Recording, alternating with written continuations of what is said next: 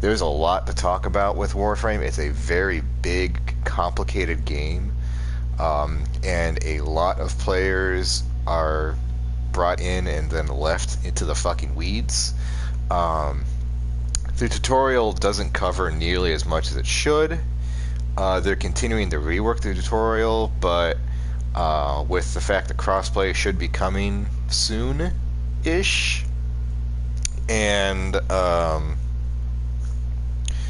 fact that we may have some new players from the phone means that it's probably time to do another one of these.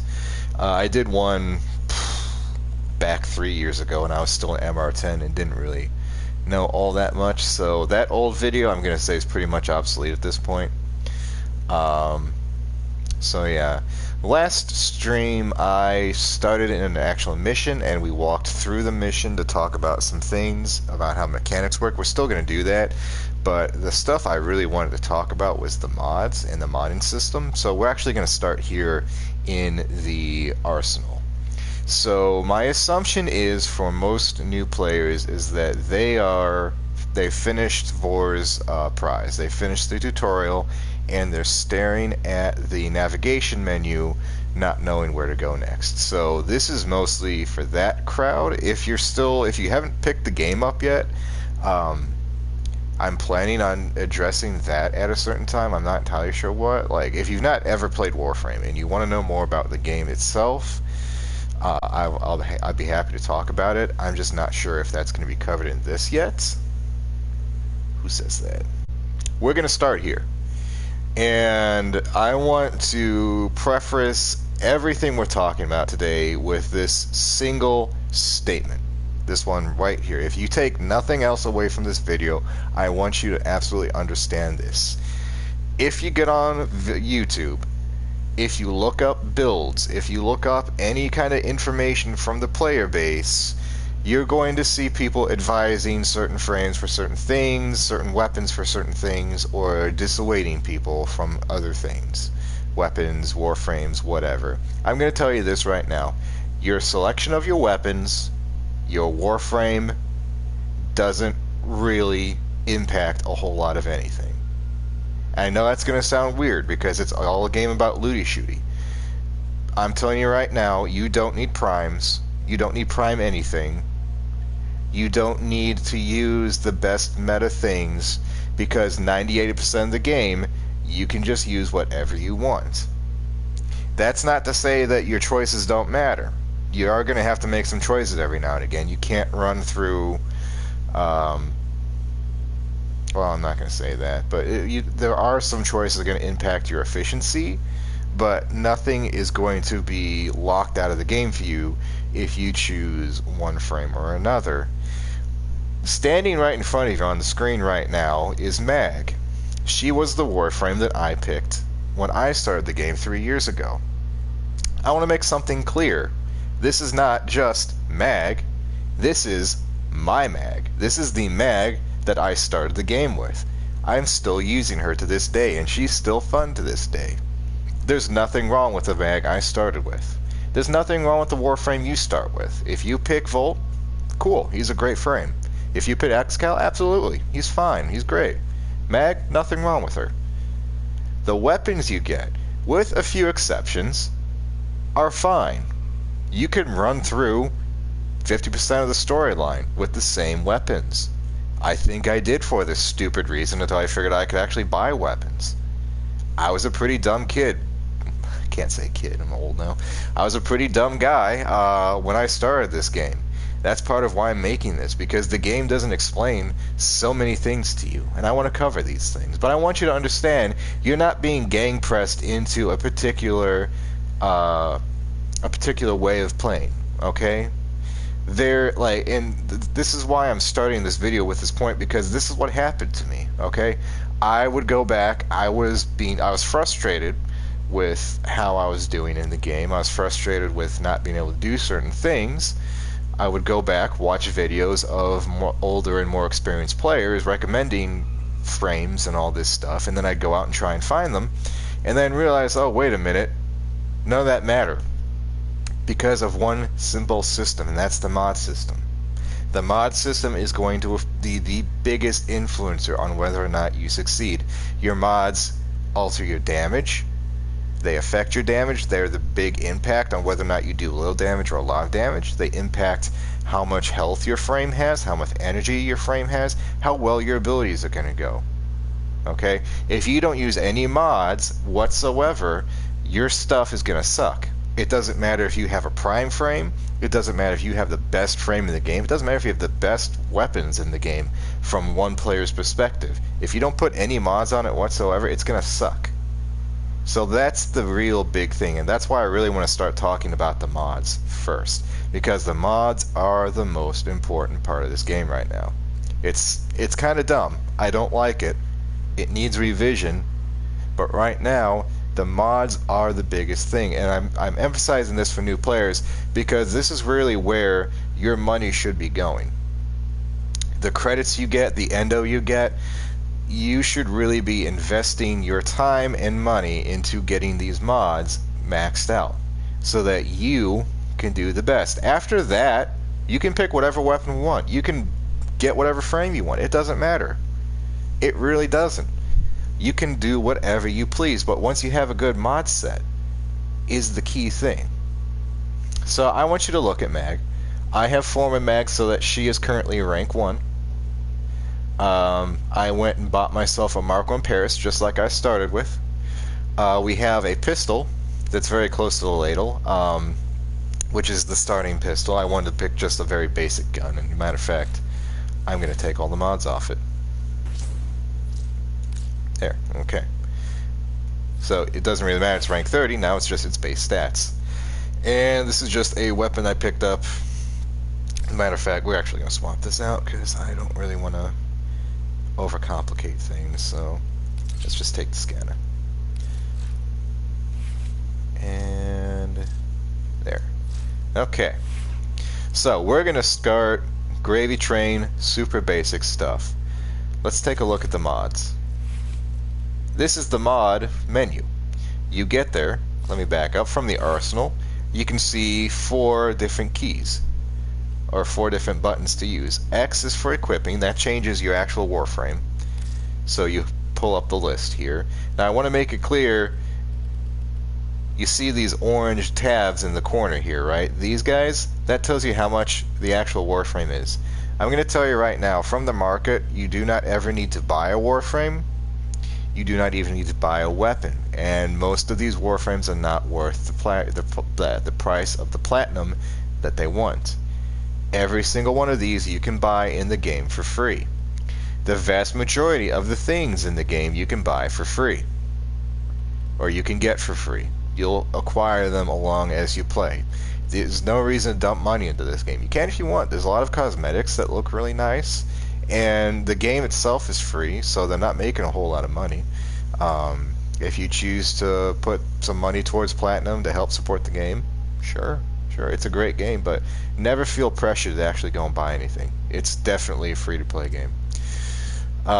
So we have equip to switch out your Warframe, upgrades triangle, square is appearance. We're not going to talk about that, but fashion frame, there's so many different options for coloring, just keep that in mind.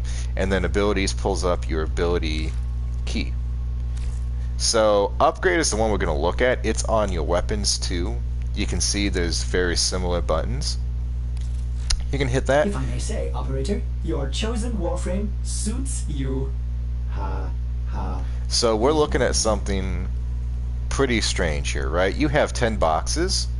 You have some empty arcane slots on the side. We're not going to worry about arcanes today. Arcanes are going to come along when you get near the end of the story, and that's something for you yourself to figure out. But arcanes are pretty important, but nothing we need to worry about today. So there is a lot to unpack on this one screen. We're going to start over here. Now, I want to give a caveat, and I'm going to grab another frame in a second here. The thing that determines what we can put mods on is our capacity. We have this number up here, 42 out of 42. All your mods have a number in their top right corner next to a symbol. We're going to talk about the symbols in a second. but those numbers correspond to how much capacity they use. So if we put Master Thief on, we see that it's taken away 13, so now we have 29 left to work with, right? That's pretty simple. It's pretty basic. You can't put on more than do you have in capacity. There's a few other things to talk about. You see up here in the right-hand corner, we have those same symbols. When I picked up Master Thief, you saw them light up. These are polarities. There are 3 basic ones. There's Madurai, Verizon, and Naramon, but you can remember them as a V, a D, and a slash. There's very few times you're actually ever going to remember the names of these polarities. They don't matter, and the only reason why I can remember them is because I was doing some research right before this stream on mods specifically, so I kept having to look at the same polarities over and over. And what these do is, if you match the polarity to the proper symbol, you can get a discount. If we take this 13, well, no, let's get a better one. If we take, we'll take Transient Fortitude here. So we can see this one currently costs me 12. We see if we put it there where there's no symbol, it's going to take 12 away, so we have 30. But if we move it up here, we notice that the number is now green and it's changed to 6. That means we're getting the benefit of that polarity. And now, instead of losing 12, we have lost 6 polarity. That's how that works. You'll notice that over here, some of these mods are affecting your abilities. We'll talk about why that matters here shortly, but you can kind of split these up into 2 separate groups. We have armor, energy, health, shield, and sprint speed. Those are your basic stats. Those are the stats that you're going to see in just about every game. Health is health.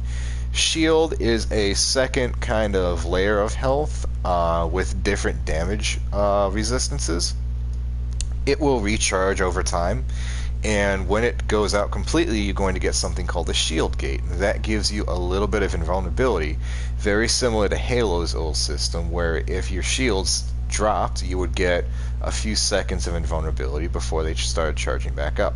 Pretty simple, pretty basic. Armor is a little bit more complicated. Armor is both in itself a separate bar, a separate amount that can be reduced, but it's mainly reducing the amount of damage done to you when your health is hit. Some frames you'll notice have more shields than health and armor. Some have more armor than shields. Some have more health than anything. It really depends on that particular frame. So that means that playstyles can differ a little bit depending on the frame you're using. Energy is the thing that you use to cast abilities. This does not recharge unless you have specific mods, but you can pick up items in missions. There are energy pickups, just like there's health pickups, to help recharge that. Sprint speed's very basic, it's just how fast you run. You can change that. There are some warframes that use that as a determiner for their abilities. Some warframes have abilities that can change the sprint speed. It's not really that important, it's mostly just how fast you want to finish a mission. Now the second set is, these are our abilities. You can see these go from basic numbers to percentages. If you hang over these, you can see little brief explanations for them. So duration is how long your abilities last. Efficiency is how much energy those abilities cost when they're cast. Range is how far they'll go, and strength is how much of something they'll do. So abilities are really cool in Warframe because they do a lot of different things depending on your Warframe. Some do a few different, or quite a few different things. Let's take a look at those real quick. So hitting R2, we get this very loud screen, and we can kind of take a look at what we're talking about here. So, you know what? Hold on. So I'm gonna turn down the volume really fast. I just realized I might be drowning myself out. God damn! Why is it at 100%? Okay, we're gonna turn these down to half. Okay. So, every Warframe has 4 abilities and a passive. Some abilities have multiple aspects of them that kind of make them a few more than 4. Some frames actually have different attributes to them that split the ability depending on what is present. So it's pretty diverse, and you're really going to have to just kind of go through and look at them to figure out what they do. We'll cover that probably some other time. So every frame has a passive. Mag's passive is bullet jumping pulls in nearby items for easy collection. We'll talk about bullet jumping when we go to a mission. But that means this passive is always active when Mag is playing. That we can't really affect what it does. We can't affect when it's used. It will basically act on its own. So in our case, it only happens when we bullet jump. You can see we have 4 here. There's pull, magnetize, polarize, and crush. And these are tied to our face buttons when we hold down R1. Pull is our first ability. It's the one that we have access to immediately. And you're going to grab enemies and pull them towards you, kind of like in a cone. They take damage, they fall over. Something about a drop chance. I'm not entirely sure what that means. But what I'm getting at here is your 4 basic stats for abilities will affect how these work. So let's go back and put on a mod so I can kind of demonstrate this. We're going to find the basic mod Intensify right here. This increases ability strength.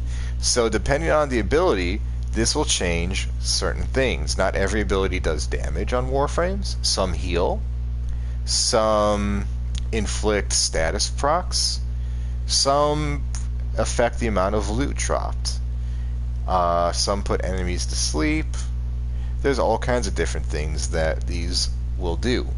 So we have now a 5% bonus. If you go back to your ability page, you notice that now instead of 100 damage, now we're doing 105 damage.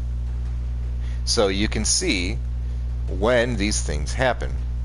So we're not going to talk about Mag's ability specifically. We're going to kind of just use her as an example. So your abilities go 1, 2, 3, and 4. That's usually what people talk about when they're talking about using your 2, using your 3. That's the standard nomenclature. Mag's ability Polarize has 2 different effects. So she'll emit a pulse that goes out. It strips enemy armor and shields. It throws out damage, and it also restores enemies or allies' shields. So you can see that the damage has increased, and the damage multiplier has increased. And I believe this also increases, I'm not mistaken, it also increases the amount of shields restored too. So one thing you're going to have to understand about Warframe, it's not a game that's going to give you every piece of information. I think I've already covered that once. But there is a wiki for the game. It's just a very basic game wiki. If you type in Warframe wiki in Google, it'll be probably the first result. And it is, I hate to say it, basically required reading for most things. Even for me, a player of 3 years, I was looking at it Friday, that's yesterday, looking at drop rates for mission types, because I wanted to explain those today. I was using the wiki myself. Even though I've been playing for 3 years, I don't know the drop rates. They're not in the game. They're not really going to tell you where they are in the game, if they are. So you're basically going to have to play the game with the wiki by your side. As unfortunate as that is, I wish they could get everything in a nice, neat package for you in-game so you wouldn't have to. Warframe's menu layouts can be very clunky sometimes. This particular screen could be a lot more efficient so that you didn't have to hang over these things or pull up the tips bar. But, you know, it's just how the game is. Ah, that's good. So if you hit square, you can kind of see the increases there. Like that. Okay, so let's go back to the mod menu. You can kind of see what some mods do. You can kind of see how the capacity works and polarities work. There's three basic polarities. You don't need to worry about the rest of this stuff. These two are very, very specific, and you'll get to them later on. And you can see there's a symbol right here. This is an eggless slot. Right here it says eggless. This is actually an extra slot for some from some mod aspects or some mods that you wouldn't really have space for down here. You can put up here. Only eggless slots can go in there though. So if we tried to put in just a regular mod, it's going to tell us no. Like that, see? You have to unlock those with an eggless adapter. It's not required. It can be helpful, but it generally, unless you're trying to like get every bit of performance out of your stuff, I wouldn't say you have to absolutely do it. What you do have that's probably pretty important is this one. This is called an aura slot here. You can tell that by the circle in the middle of the top of the box. Same symbols here with these guys. And these do something really cool with capacity. So first off, their effects don't just affect you, they affect the whole squad. So if we put on pistol amp, everyone gets an increase to the damage that their pistol does. But I want you to notice something. They too have polarities, they have numbers. However, these mods do not take away from the capacity, they actually add on to the capacity. So if I were to put this in and there was no polarity here, I would get a bonus 7. So I would have 49 out of 49 instead of 42 out of 42. If you have the right polarity slot, you're actually getting 14 bonus. So now I have 56 to work with, which is pretty cool. Steel Charge is probably the only amp or the only aura mod I'm going to talk about because it is the only one that has a capacity of 9. If you have a V slot or a Madura slot in your aura, or I'm sorry, an aura polarity of a polarity of Madura or V in your mod aura slot, you're going to get 18 bonus.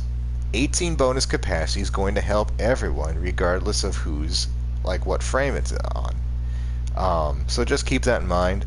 I'll look up where to find Steel Charge later. It's a pretty important mod. I believe it's now in Nightwave.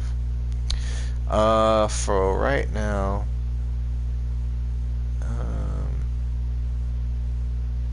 we're going to keep it empty for right now. So that's probably the most important part to all of this. 18 extra can really help us out. Now, let's see. We're going to talk about the actions next. So you can see down here, you've got several different things. And I want you to be kind of careful because you can notice it changes from where you are. Be careful about where you hit triangle. Hitting triangle here over 1 can accidentally strip your whole thing. And I think they just put in that second menu to confirm absolutely that you want to, because it used to be pretty easy that if you went from this box to between these two boxes, you could easily just completely strip your setup, and it would take a minute for you to go back and fix things. It was pretty annoying. So let's see. We're gonna go up here and look at this really quick. We see unranked mag. That's just the frame, what her level is. She's unranked right now. Then we have this little thing. That's kind of hard to see from where you are probably, but it's a little half circle with a star and it has a number. This is how many times a frame has been formed. Forma is the other kind of important aspect of modding. So we have these upgrades here. Your first big one is a Orokin reactor. These only work on Warframes and Companions and Sentinels, I believe. I'm going to take my Sentinel off before we leave. I'm probably going to do that next because I forgot last time. It was kind of annoying because it affected what I was able to do. So an Orokin reactor is an item that basically doubles your mod capacity on that Warframe. Doubling your capacity is far more important than having an aura slot that gives you 14 or 18 extra. But you do not need to feel compelled to do that. You definitely don't need to save your reactors. They're I'm not going to say abundant, but they're pretty easily to get, and I'll show you exactly where you can find those in a second. The next one we have is polarization. I can't do it right now. I might have to grab another frame. In fact, I will. So polarization means that you are changing your frame's polarity. We'll use Mirage. I haven't used Mirage in a while. Okay. So changing a mod slot's polarity can really affect, it can affect how much of a discount you get, and therefore how many more mods you can add on. Some mods get pretty expensive. We can see some down here, 13.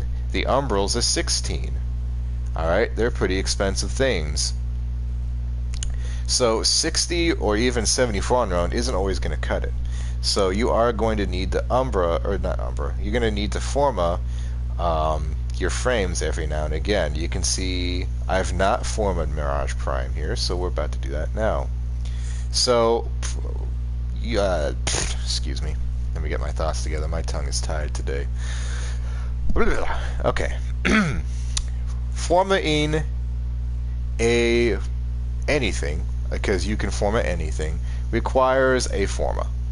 This is the most basic former. You can get these from opening relics. You can get the blueprints and then build them.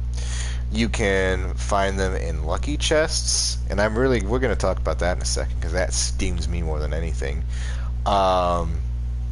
In fact, I'll probably just, if I still have that VOD, let me check that. I don't know if I do or not.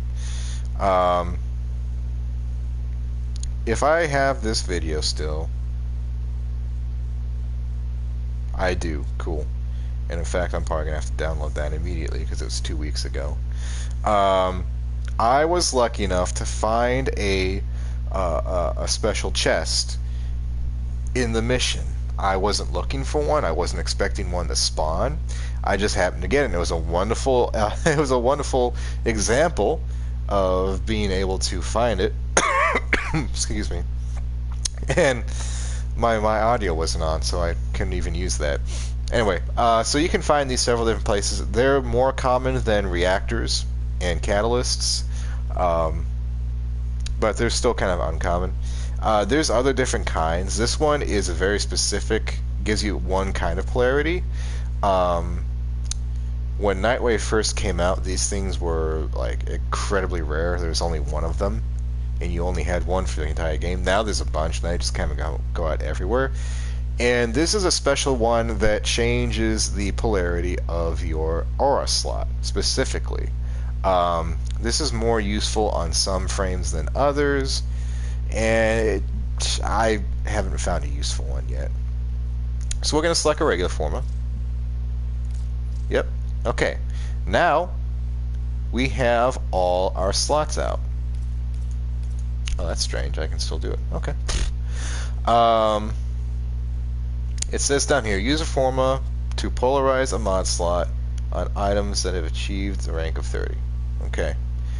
Now look at what else it says down here. Caution, this process resets the item to unranked. So currently this Mirage is rank 30. She's max rank. She's the highest we can go. But if we give her another Madurai slot, it's going to say apply a new slot will reset. Are you sure? You're going to say yes. Now she's unranked. Now I'm going to have to go back and level her up again. And that's okay, because that's really what this game is about. This game is about going into missions to earn new things, to farm up new things so that you can rank them up and then forma them and keep the process going. It's a pretty core loop of the game. Not the most fun thing on the planet. A lot of people don't like this farm. I will say it's not the only thing going on, but it is unfortunately the main thing. So if this is another one of those caveats of if you haven't played this game yet, understand this is the majority of the gameplay. Okay, so let's go back to Maggie. We're going to take that and go back to her.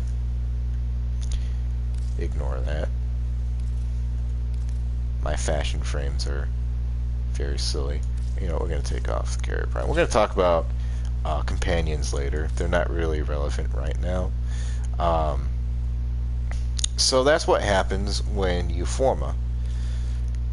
It resets you, but it also polarizes. I've formed Mag twice because I still want to keep using her, and she needed a little more boost in power every once in a while. You can swap polarities. So this isn't really the most relevant thing on the planet, but if you want a specific setup for maybe elements,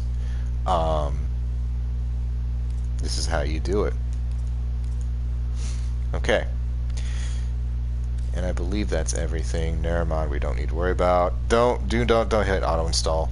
I've never done it. I don't know what it would give you. I can't say it's going to give you anything good. Just don't rely on that. Okay, so let's actually talk about how mods work themselves. To do that, we're going to leave this menu. You're going to walk right over to this thing. It's on the other side of your Foundry. This is your mod menu. It says mods. Okay, there's a lot going on here. You're going to need to ignore the majority of this. So, there's a few things to look at when we're talking about mods. So first off, on the bottom of this card looking thing, you have the name, you have what it'll do, and where it can go. There are mods that can only be on Warframes, there are mods that can only be on primary weapons, there are mods that can only be on pistols, bows, sniper rifles. It can get pretty specific. So you're going to need to keep an eye on that.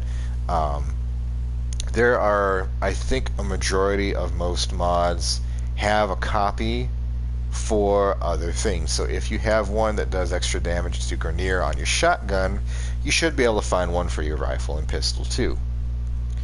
So that bottom bar tells you where the mod can be installed. Here we see shotgun, unique, shotgun, rifle.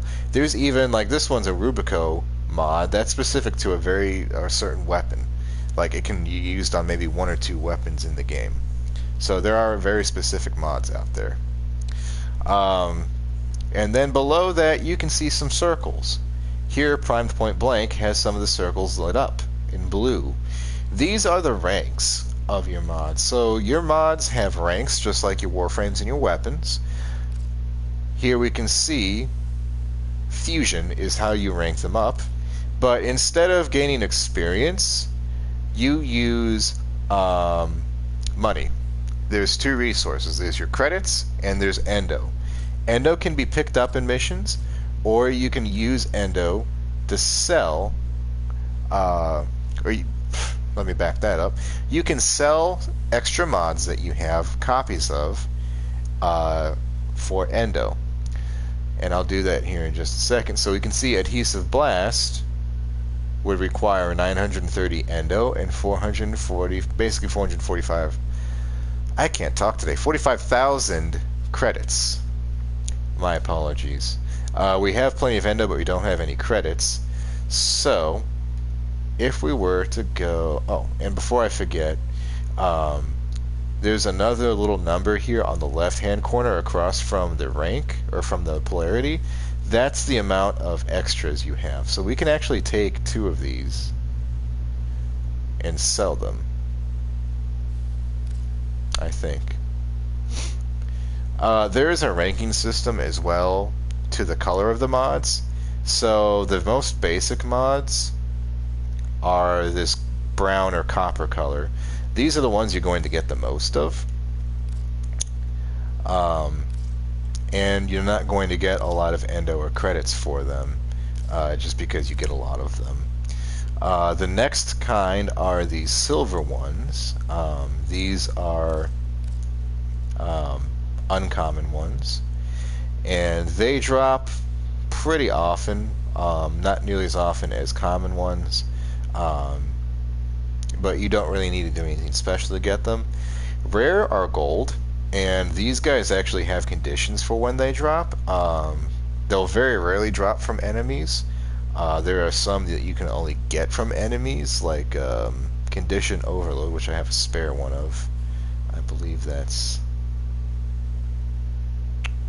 a melee weapon, a melee mod. We'll talk about stances here in a second. Where is it?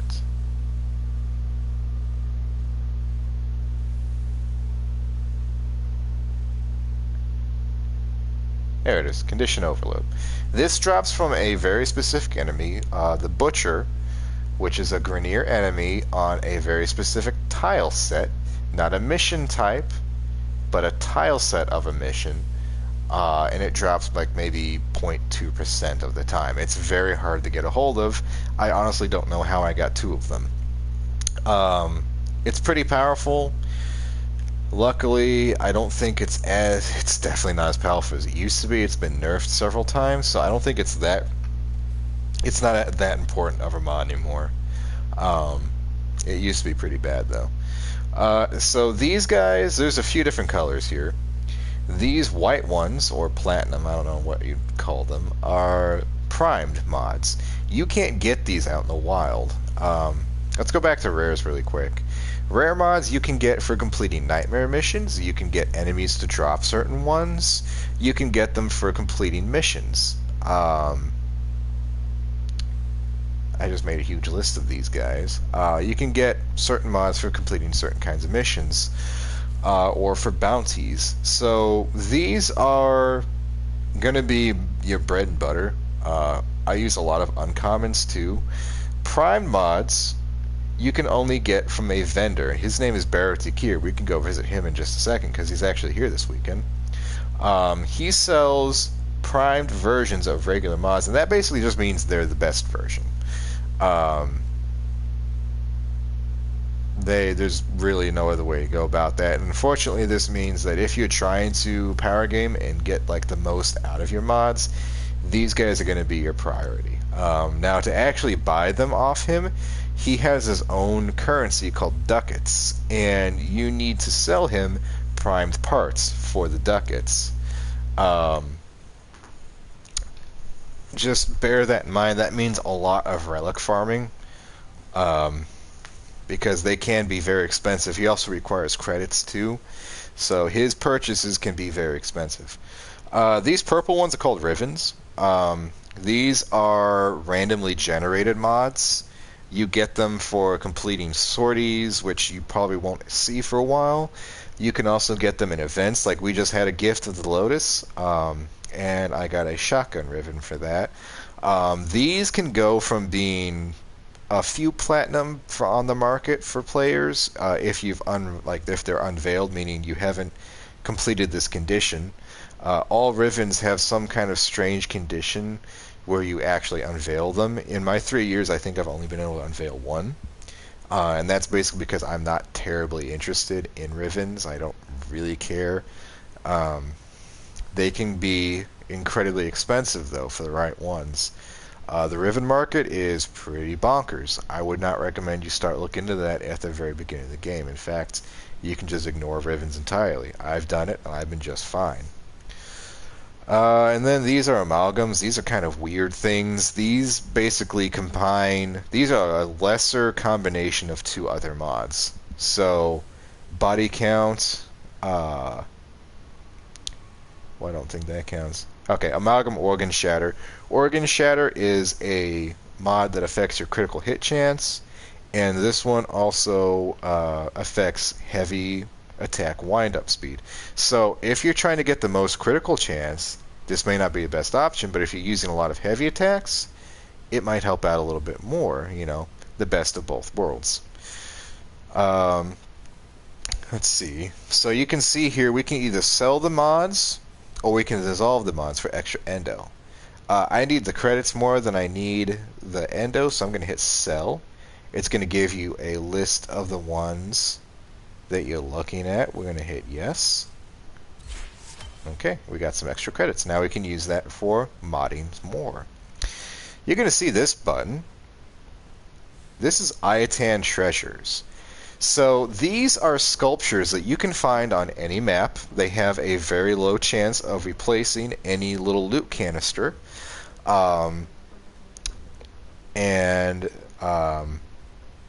They do a few different things. You're going to find a lot of stars. That's these things. You can see I have a whole bunch. And they drop from lockers. So if you open a locker or a loot can, you're going to get a chance to drop one of them. There's a blue one and a gold one. You need these to socket into the sculpture. So normally when a sculpture is unsocketed, you can see that it's going to be worth a little bit of endo. Um, if you socket them, they're going to be worth a lot of endo. This is also a really good source of platinum if you're trying to buy something off the market. This is a really good choice to try and sell. You can sell primed parts, you can sell rivens, you can sell sculptures, you can sell certain mods. There's quite a few things that you can sell. Yes, we see here, this sculpture is worth 1400 endo. So if some people are ranking up their mods, they need a lot of endo. It can be a pretty arduous process to go out and farm it all themselves, so sometimes they'll just offer some platinum to buy it.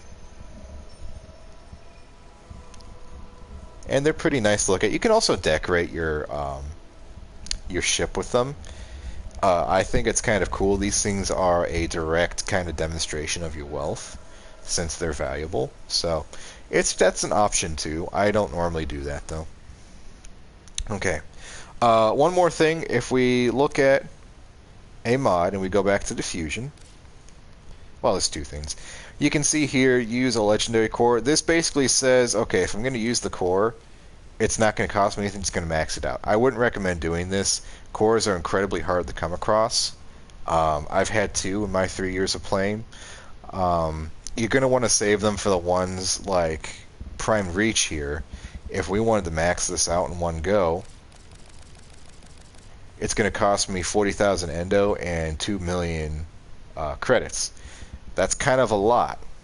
Some mods can be even worse than that. I believe the Prime mods cost the most. Let me see if a rare is any worse than that.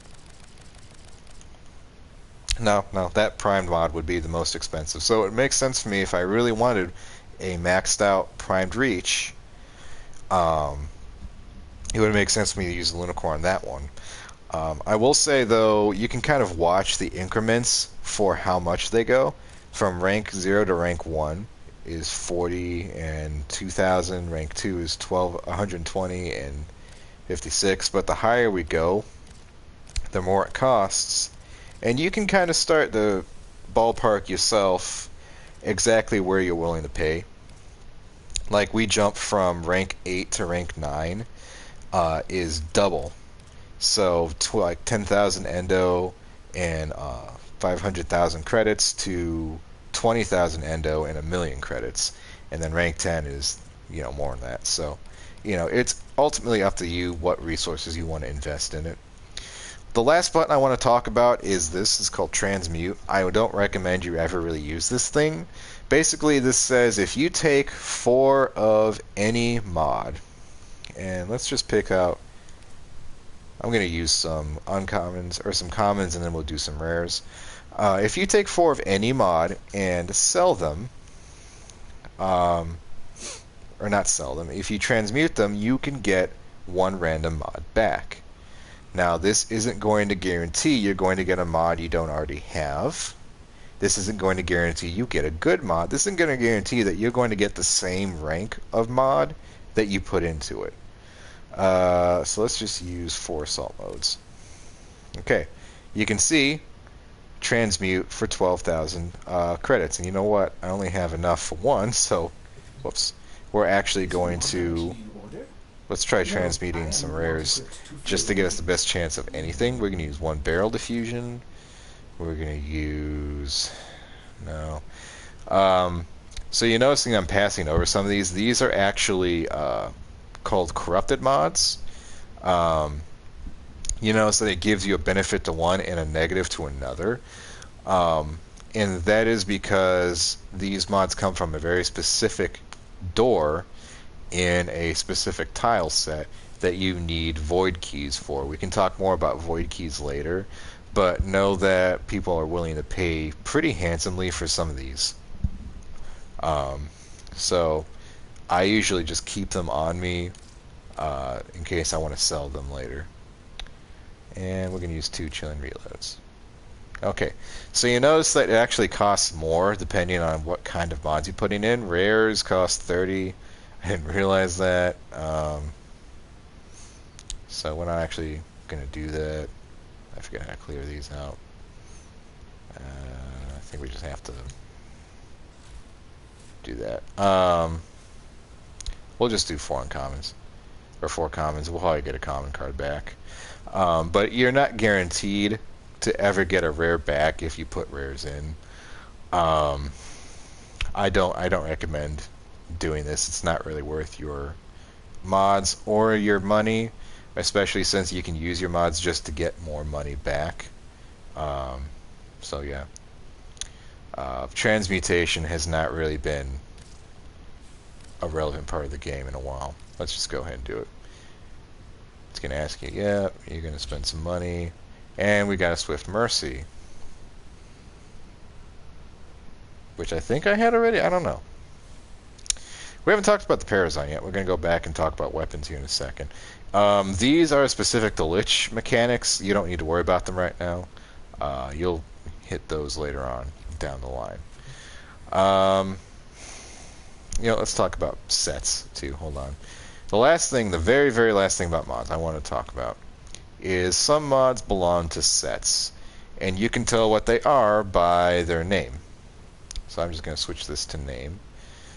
Here we have the Augurs. These mods have one ability at the top, so this Augur Accord would increase my shields. But if I had all 6 to fill up that bar, you can see that we would get this ability right here. 40% of energy spent on abilities is converted to shields. Pretty useful for mag, pretty useful for shield frames. Not as much for frames that rely on their armor. So there's quite a few different kinds. They keep adding new ones in. Here's some gladiators. This one has 45% armor, and then 10% critical chance per for a combo multiplier. That's a big long statement. We'll talk about what that stuff means later. Okay, so that's basically all you need to know about mods right now, how they work, how you can put them on. Let's talk about how they affect the weapons really fast. So your primary and secondary weapons each have their own unique mods, and they kind of look the same. So again, you have that 8. You're going to notice that they don't have a stance, but they do have an Exilis. That Exilis slot is locked. You're going to need an Exilis weapon adapter, which is in a very far away part of the game that you're not going to see for a while. So you basically... I guess I had one. You're not going to see it for a while. Shit, I just used that on Paris. Oops. Oh well. I wasn't ever going to use it anyway. So you have 8 of these slots. Again, you have polarity and you have capacity. And it works basically the same way. We have a Naramon. We're going to put an infected clip in. Now you're going to see there's a whole bunch of different stats here. Let's go through kind of the basic ones. Accuracy is how well you can hit. Some weapons have hit scans, some have beams, some have explosives, some use arrows. There's a whole bunch of different kinds of projectiles that fly. Accuracy is going to affect them in different ways. There are mods that can actually make your accuracy worse, but your damage better, and they will affect those weapons in different ways. If you use a beam weapon, you're basically never going to have to worry about accuracy. If you're using a hit scan weapon, again, probably not. Some weapons require a charge rate. Something like the Ogress, a rocket launcher, has to charge up before you can fire it. A bow, you can just tap your fire button and it'll shoot, but if you hold it down, it'll charge up and have a much better shot. And these shots actually have different stats than normal ones. You can see there's a charge damage and quick shot damage. Critical chance and critical multiplier are a pair of stats, and that basically says what chance you have at landing a critical hit and then how much damage that hit's going to do. Now, Warframe's a little bit different in the calculations for critical hits. The closer you get to 100, the more likely you are to just do all critical hits. If you get to, I think, I'm going to have to go back and look at this again because I don't quite remember off the top of my head. I believe 75% means you're going to get all yellows. So there's like 3 tiers of critical hits. There's yellow critical hits, orange critical hits, and red crits. Red crits mean you're doing the most amount of damage, but you also, I think, need over 100%. Orange crits is when you get to 100%, and then yellow, I believe, is over 75 or so, something like that. Um, Critical hit damage hasn't always been very important. Some weapons don't really consider it at all. Like if you're under a certain percentile, regardless of how much critical hit mods you put on, you're never really going to get any closer than that because it's going off a percentile basis. So let's see, point strike, this is 100%, which means if we went from 30, we're going to have 60, right? But if it was 8%, we'd go from 8 to 16. It really doesn't really, like, you have to have very specific builds for specific weapons on critical hits. Magazine, that's just how many you have in the magazine. We have a bow, so we only have one shot. That really doesn't become relevant because we have good reload time, which is another stat down there. You can see noise level, so some weapons are silent, some are noisy. This kind of affects stealth, I'll say. We'll talk about the stealth mechanics here later. Punch through, that is when you hit an enemy, how likely you are to pierce the enemy and the projectile to keep going. Um, Bows have a lot of punch through, so they can go through things.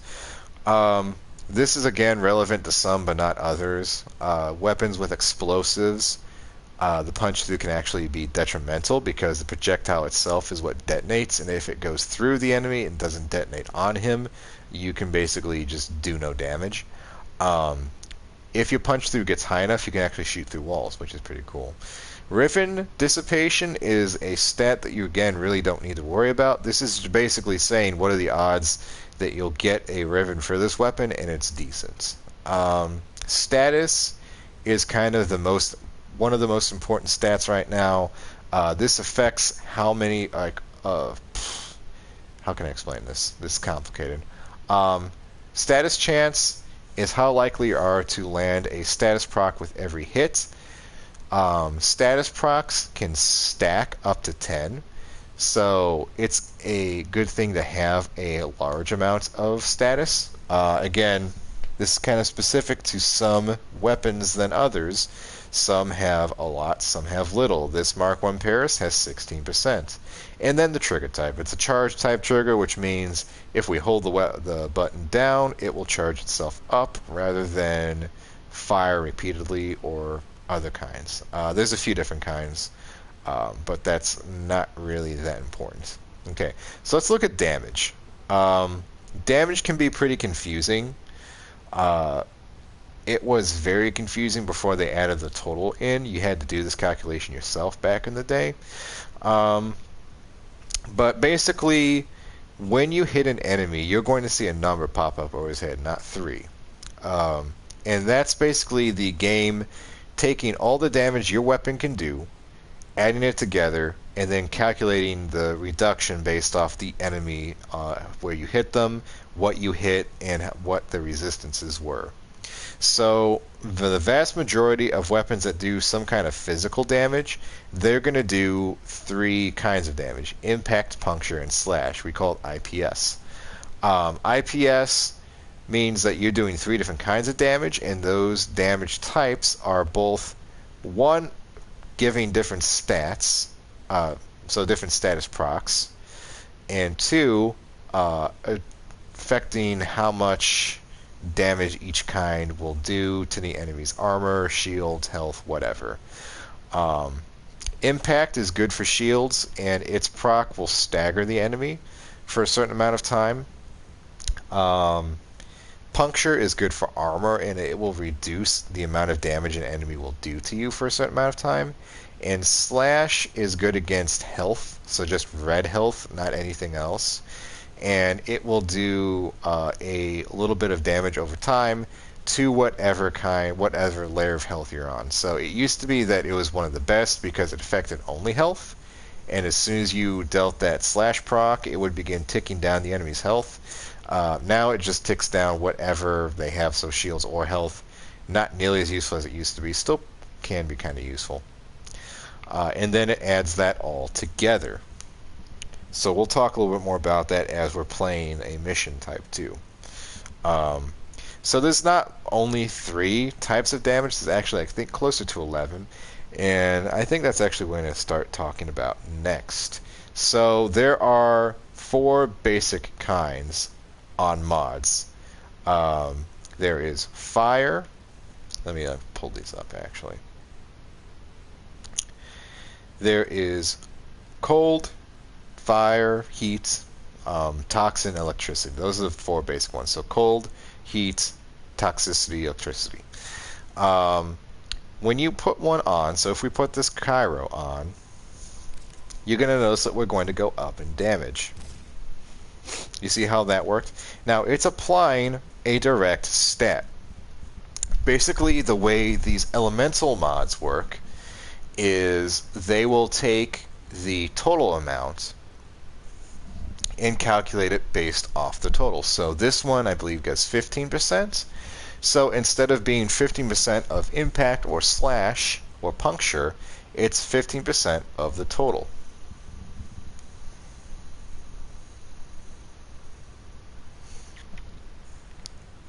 So if we take that 230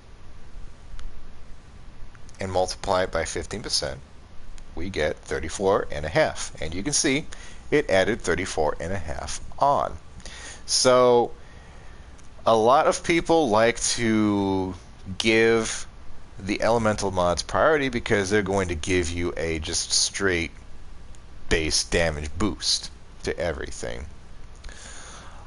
Now, what happens when we take one and then add another is you're going to see that status type change. So right now we have cold. If we put on Hellfire here, it's actually going to change the type. You can see what happened right there. There we go. So it says blast combined from heat and cold damage. Most effective against an ancient infested. Blast radius reduces enemy accuracy for a short duration. So again, these little descriptions, if you hover over them, will tell you what they do. So if you add 2 damage types up, you will get a new type, and that's only with the 4 basic ones. So there is blast, which is heat and cold. There is viral, which is heat and toxin. There is magnetic, which is cold and... I'm sorry, boy, did I say that wrong. Viral is cold and toxin. Magnetic is cold and electricity. And you can kind of see that when we added them together, we now have 2 different calculations. So we basically doubled that basic amount of damage. So instead of being 15%, now we have 30% damage total added on. So it's pretty good to level these guys up first. You're going to get them fairly recently, fairly early on, and they're fairly common. A lot of enemies will drop these things. It's just getting the right kind for the right weapon that really matters the most.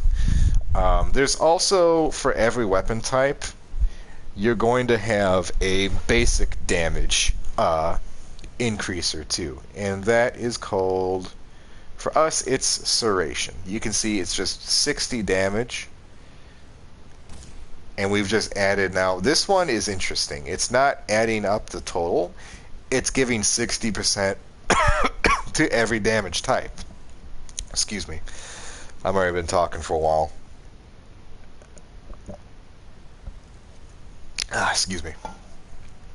So you can see that we've gone from 11 to 18, 164 to 294, 34 to 55, so on and so forth.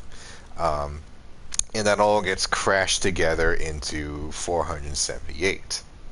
So one of the problems with mods right now that a lot of people don't really like is the fact that these damage mods are pretty much the priority. Some mods give you some extra status, like we can see Thermite Round, it gives you heat and status chance, and that's pretty good. Some people will swap those out and use one instead of the other.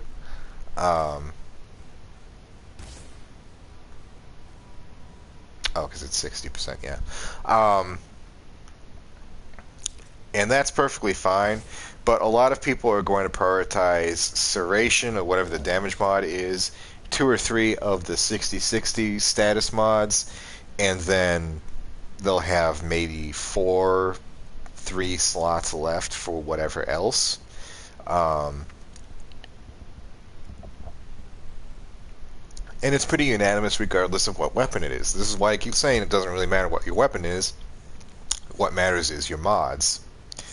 Um, we're going to strip those really fast. Let me show you what I mean here. Out the Core Vandal. Just a random one I pick. Look what we have. Oh, well, this is kind of... okay, bad choice. Let me do this again. Prisma Gridlock. We have multi-shot, critical chance. Boy, I'm not doing a good job of this.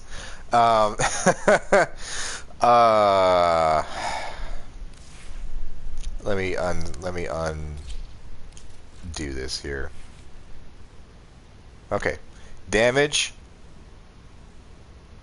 multi-shot, damage. You see what I mean? I just took that off accidentally. Zenith. Damage, multi-shot, damage and status, multi-shot, damage, and then just one thing left over.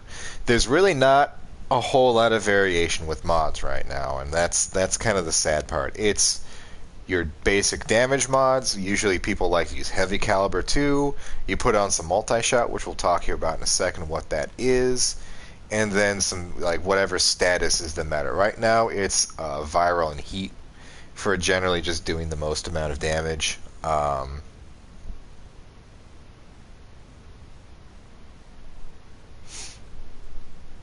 So yeah, you just gotta... I kind of hope they're gonna change things. I'm not entirely sure how they would. But just kind of keep that in mind that some mods are more important than others right now. So let's go back to our bow that we accidentally put a thing on. There it is.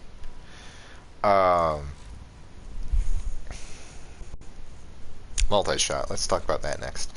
So we can see here, this is a mod that's going to give us 90% multi-shot. So what that means is right now when we shoot our bow, we're going to send one arrow out. If we take a gun, we're only going to shoot one bullet. If we add this on, now we have a chance of doing one arrow and then a 90% chance of spawning another one. You're not going to see these. What instead you're going to see is when the hit lands, you're going to see two damages show up. That means that the extra projectile has hit, and we're shooting basically 2 rounds at a time instead of 1. Multi-shot's pretty good because you can see basically we have doubled the chance of doing extra damage. You kind of want to be careful though, because this can be a little deceiving. You can see here it's calculating that we'll be doing 1.9 damage. So we have 230 times 1.9. Whoops. 230 times 1.9. But how is it?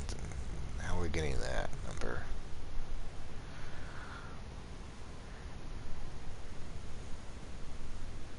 Oh, I see what I hit. Wrong button.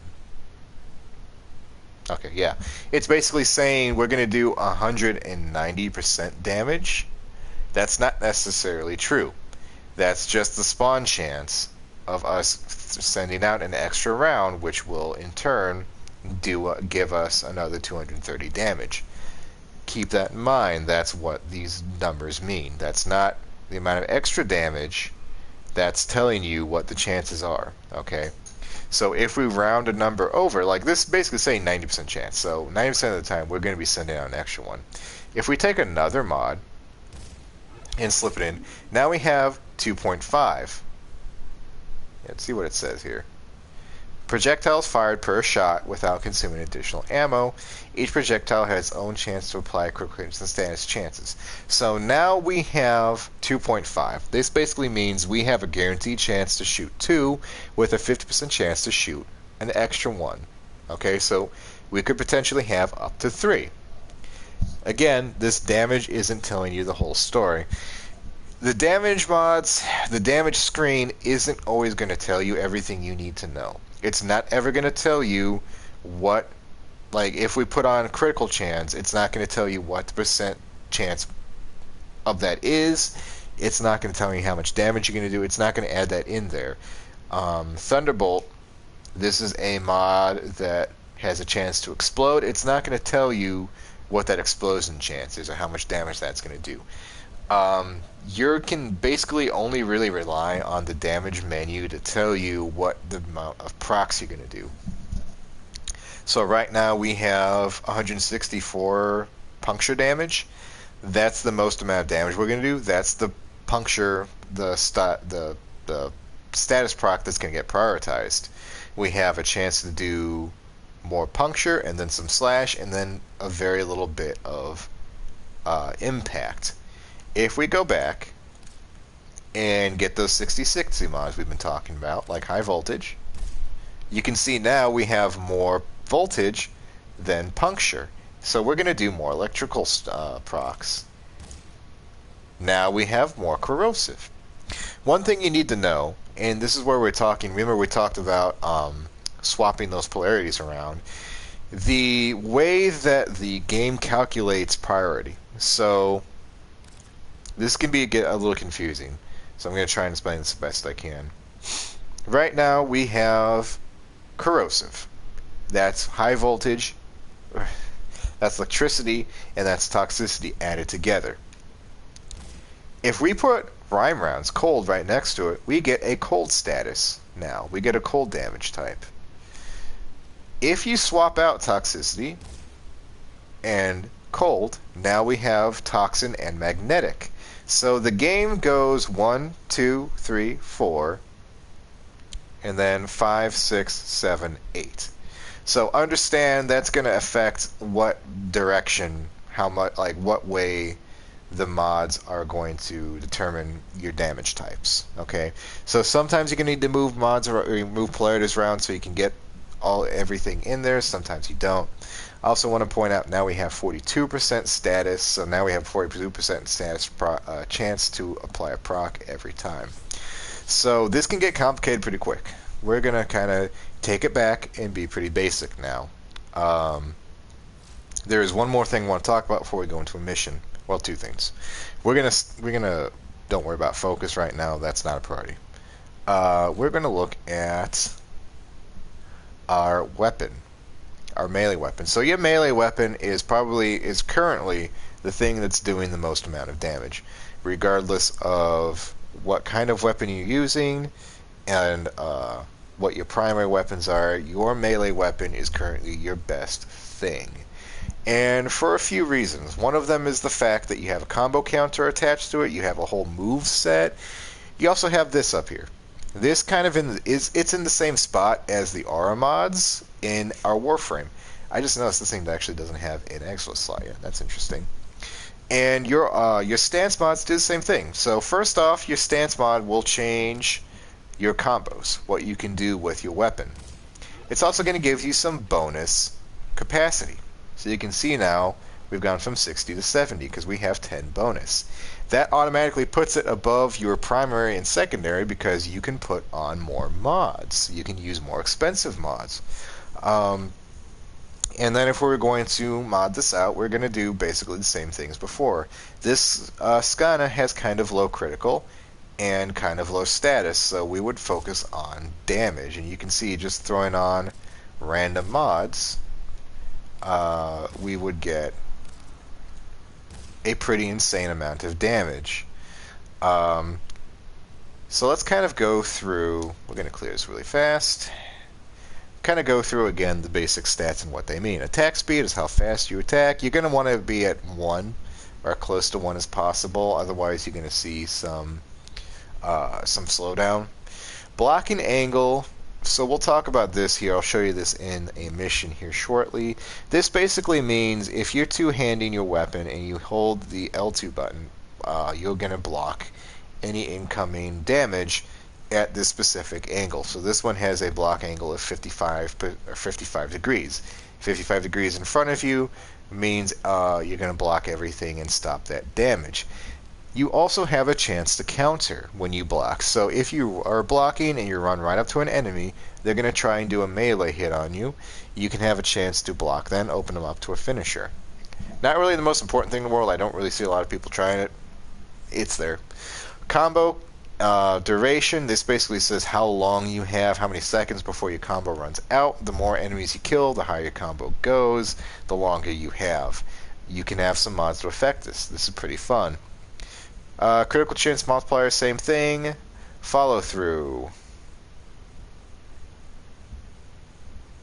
This is just, I guess, some extra damage added on. I've never really seen that before.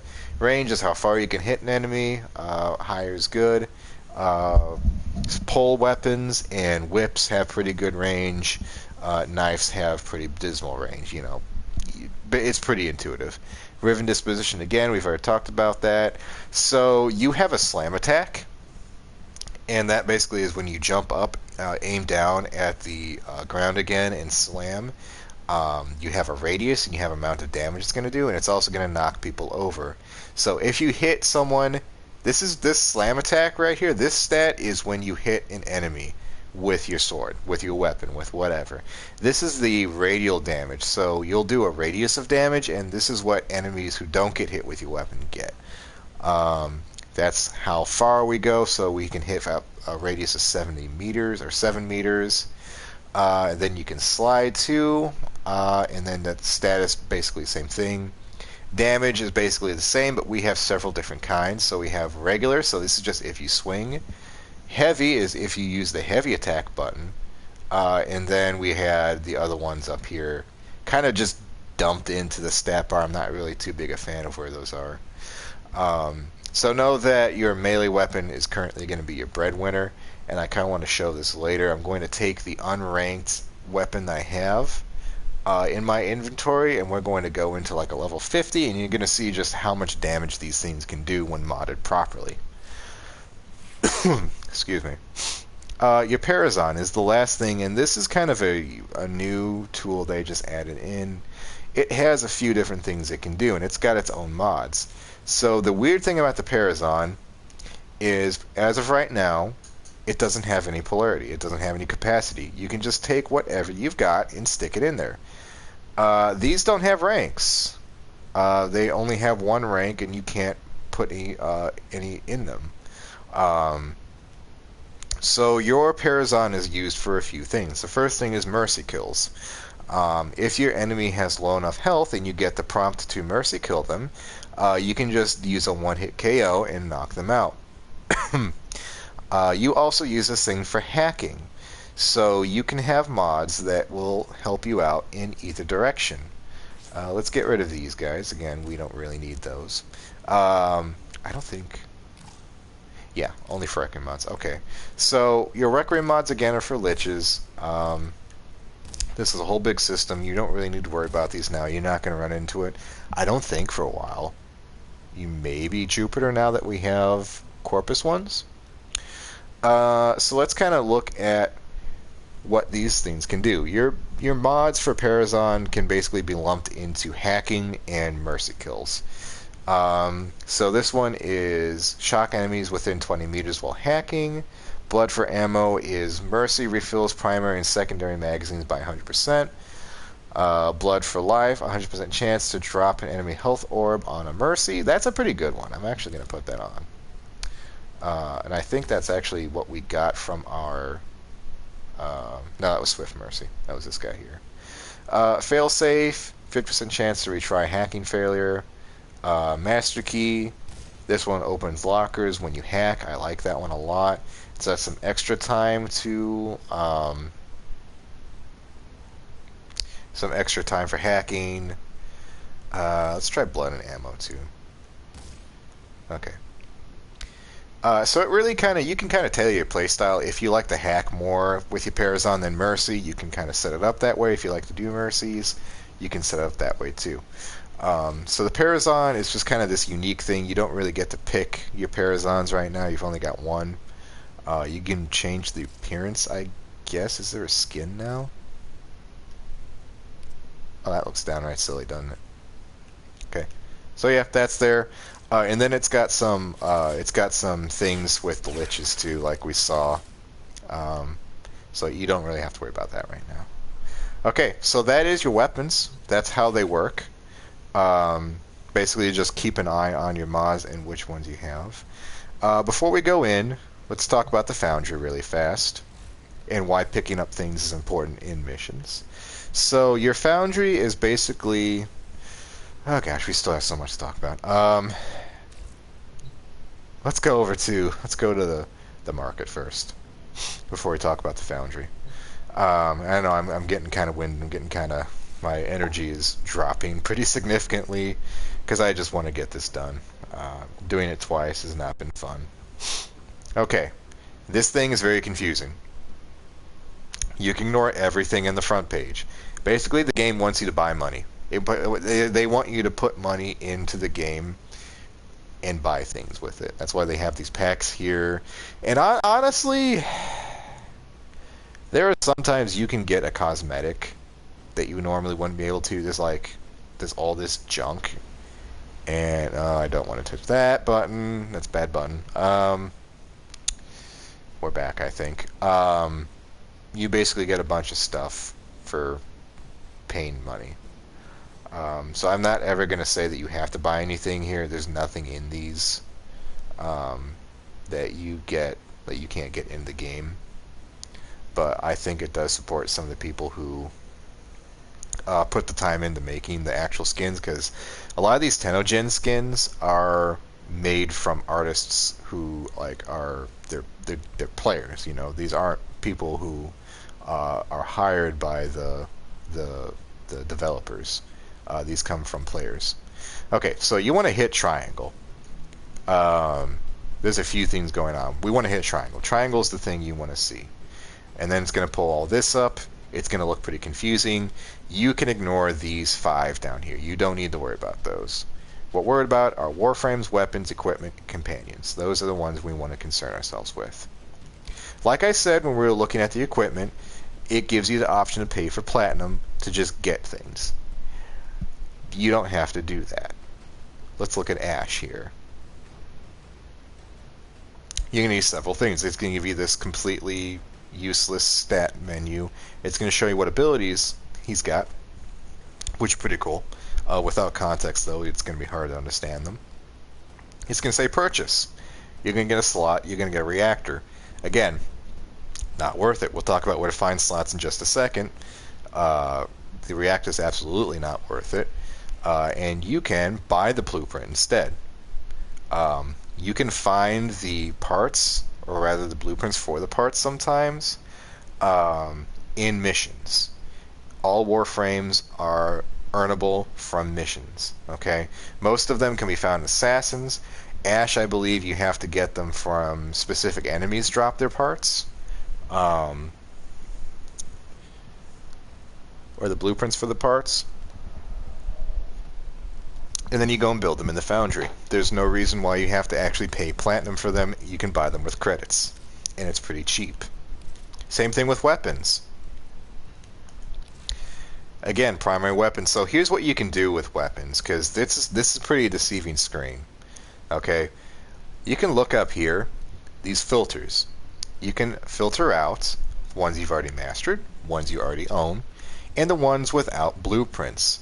The ones without blueprints, again, are the ones you want to pay platinum for, but you can find them elsewhere. Let's look at some of the ones that actually... I'm trying to think, because a lot of these are in the dojo, and I can show you my dojo later and how to get them. But yeah, there's nothing in here you can't go and find elsewhere. You don't have to pay platinum. So again, say we want to burst in. You pull up where the Burstin is, and you can hit purchase. Now, this thing comes up on this little side menu. That's telling you all the materials you need. I'll talk about materials here in navigation in a second, but basically, you pay some platinum or you pay some credits. You find these materials and you hit build, and it takes like I think 12 to 24 hours or so um, to finish the build. Um, yeah, that's the long and short of weapons. The other really cool thing we're going to look at equipment here. Want to become famous? Buy followers, primers, and viewers. Blah, blah, blah, my ass. I'm going to fucking block this bot here really fast. I love this bot. We're going to ban. Can we ban? User actions. Let's block.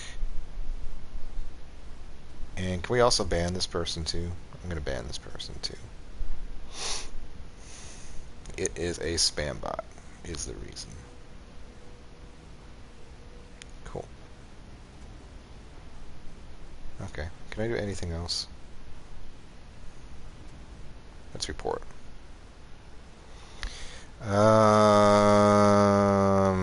Spam, yeah. Sorry, this is taking up some time here. I hate these stupid things. Can we just copy this message? Yeah, we're going to copy it. We're going to report it.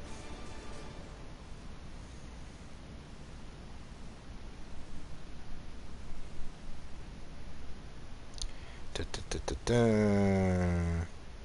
Spam, scams, and other such things. Paste this in and hit send. Okay. That takes care of that. Alright, back to what we're doing. Boosters, you don't need to worry about. That just helps giving you a chance. You don't actually can... I don't think you can buy these with credits. Yeah, you can't. No? Well, let's get rid of that. Yeah, these require credits, or these require platinum.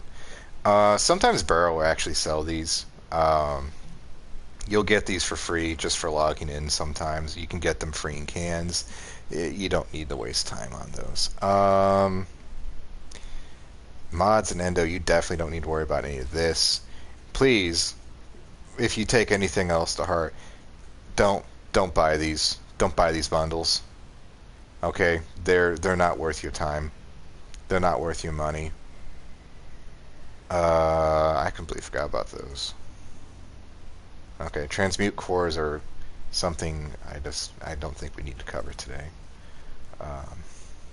They're not really useless. Components. So this is where you can buy stuff with platinum. This stupid thing might be the only thing. I don't think it's worth 20. It's just such a pain in the ass. Again, nothing in here you need to buy. Everything you can get for free or pretty close to free. You don't need to waste platinum. Yeah, nothing in here. We'll talk about drones. I guess you could get drones. Drones are these little items, I guess. You can put them on planets that you've cleared the star chart for. But they'll basically for 24 hours they'll farm a little bit of a resource for you. They can be handy. So if you don't like farming Orokin cells or plasmids or mutagen samples or something, you don't really want to devote time to going into those missions and farming resources, this can help, I guess. They're not bad. Not really high on the priority list. Gear is probably the thing you're really going to want to look at the most here. So there's a bunch here. Let's break down what we're looking at. Ciphers is probably the first blueprint you're going to want to get. And a cipher is basically a free hack. If you hit a puzzle that you can't solve on a hack, or you just don't have time to devote to doing the hack, which is something that can happen a lot, you can just use a cipher. So you can buy this blueprint, and you can print as many of these as you want. My only wish, there's a cipher 10. For whatever reason, I haven't gotten around to making this yet. This is just 10 ciphers. I would recommend it because I hate having to make one at a time. Scanners are interesting. So scanning is how you fill up your codex and get more information on things in the game. There is a syndicate or a group in the game that's devoted to scanning things, and you can get standing and stuff from them. But you can't actually build the scanners. You just have to buy them.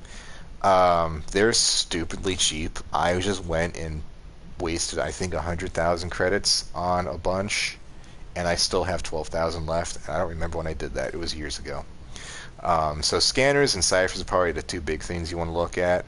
The rest of these can help you. Um, these help your squad. So I would say the energy refill and the health refill are probably the most important. Ammo and shields, kind of not really at all. Um, and then you don't need this thing. It's a little remote camera, which you'd think would be cool. In actual use, they're pretty useless. I don't think I ever used them. Or I used them once and it made me motion sick. Oh yeah, slots. That's the only other thing you really need to worry about in the market is slots. Now, slots previously, the only way you could buy them was just invest platinum in, and sink it in. So if you wanted another Warframe and you didn't want to get rid of one, you would have to go and buy a slot. All the slots are 20. Uh, Weapon slots. So weapon slots and Warframe slots are pretty much the two you're going to worry about the most. The rest of the stuff doesn't matter. Um, you get 2 for 12 or you get 1 for 20. You can get these in Nightwave now. We'll look at Nightwave here in a second. Um, but yeah, this is about the only thing I'm actually ever going to tell you that you probably should invest your platinum in. But if you don't want to, again, it's your platinum. You can go and you can buy a cape with your platinum. I don't care. The game gives you more than enough opportunities, one, to make platinum, and two, to farm things. So, go crazy. I don't care. Okay, we're back. So, you see a lot of stuff on your page right now. You're going to start out with some very specific things like an air support charge, I believe is one of them for some reason. It was some miscellaneous thing. I forget. It doesn't really matter. But basically, you can make a vast majority of things. You don't ever need to buy them for plat because you can make them here. Um, you can see the materials required to make them. Uh, Really, it just comes down to reading the wiki about where exactly you can go to get those. And everything takes a little bit of time. You can see 12 hours, 12 hours, I think frames. So weapons are 12, frame parts are 12, some things are 24. To actually build a frame is 72 hours. So 3 days it takes for a frame to finish cooking.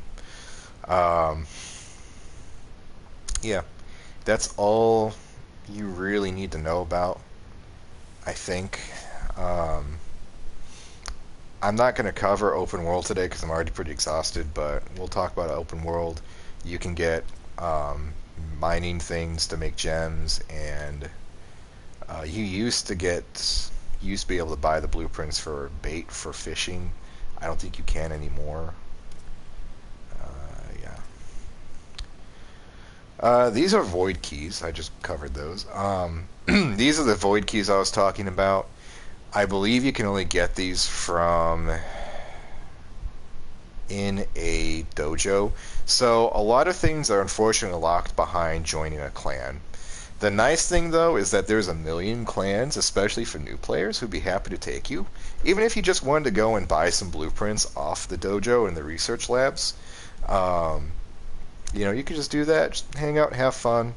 I never joined one because I've always found that joining a group or a clan or whatever guild kind of affects your ability to go through the game. So I just went and made mine. You can also do that too from day one. Um, I was actually kind of thinking of doing a playthrough from day one just to see how long it takes to get a dojo up and running. Um, from the materials you get, 'cause, it might be fun. But these are what you need to open the Void Dragon or the Void doors on a certain planet to get the corrupt mods, which are pretty good. I would say they're probably necessary, unfortunately. You might like, especially Heavy Caliber is a pretty good one. Spoiled Strike also very good. And then there are ones that affect your Warframe's abilities, but those are relevant to what Warframe you're using. Okay, one more thing, and then we go. And that's Nightwave.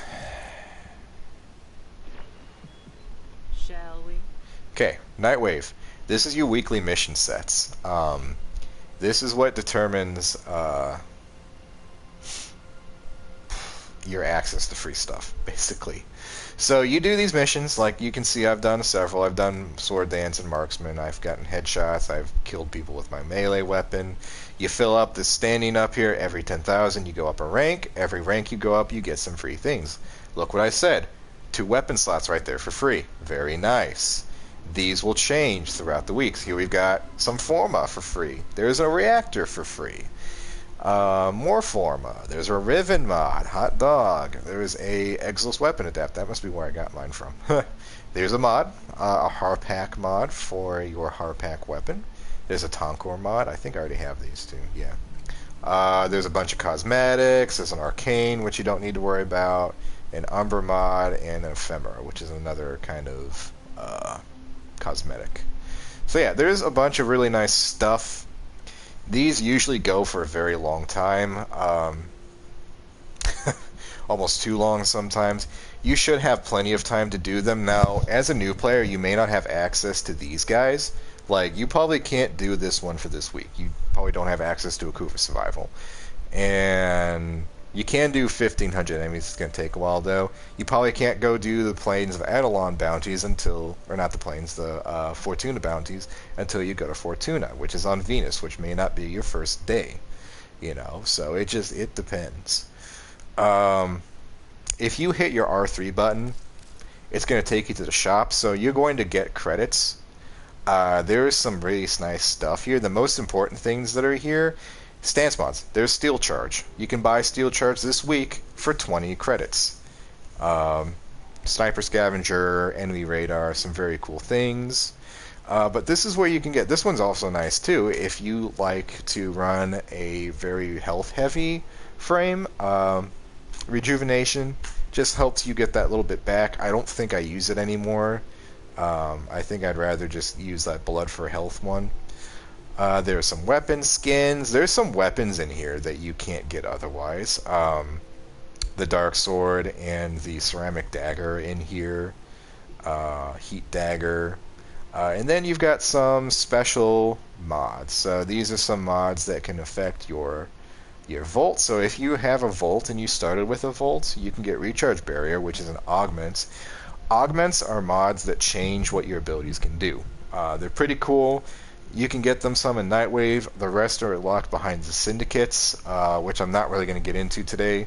They're kind of complex, but you really don't get access to those till you max the rank out, and that's going to take you a while because you have a daily limit. But this says allies that pass through the shield have 35% shield restored. So that's kind of it puts Volts into more of a support role than he already was in. Back up top here, if you want a Vauban, parts are 25 each. That's pretty cheap for a Warframe, honestly. This is probably one of the cheaper Warframes to get, just because these are kind of inexpensive, honestly. Vauban's a pretty cool weapon or frame. He's a control frame. Unfortunately, I can't say he's the most viable right now, just because control is not that priority. It's not a high priority. But yeah, I've loved Vauban. He got a rework. I don't think I've ever actually played his rework yet. Base Train Man loves Vauban, obviously. Brozine says he's a C frame, I think, still. I don't remember. But, you know, whatever floats your boat. Here are Orokin Catalysts and Orokin Reactors. These aren't the blueprints. These are just their reactors. So if you really want to sink some credits into these guys, they're here for you. You don't have to worry about that. Kuva, don't have to worry about it right now. Ninten Extract is the Nintendo. I don't know, Nintendo, because I think of Nintendo.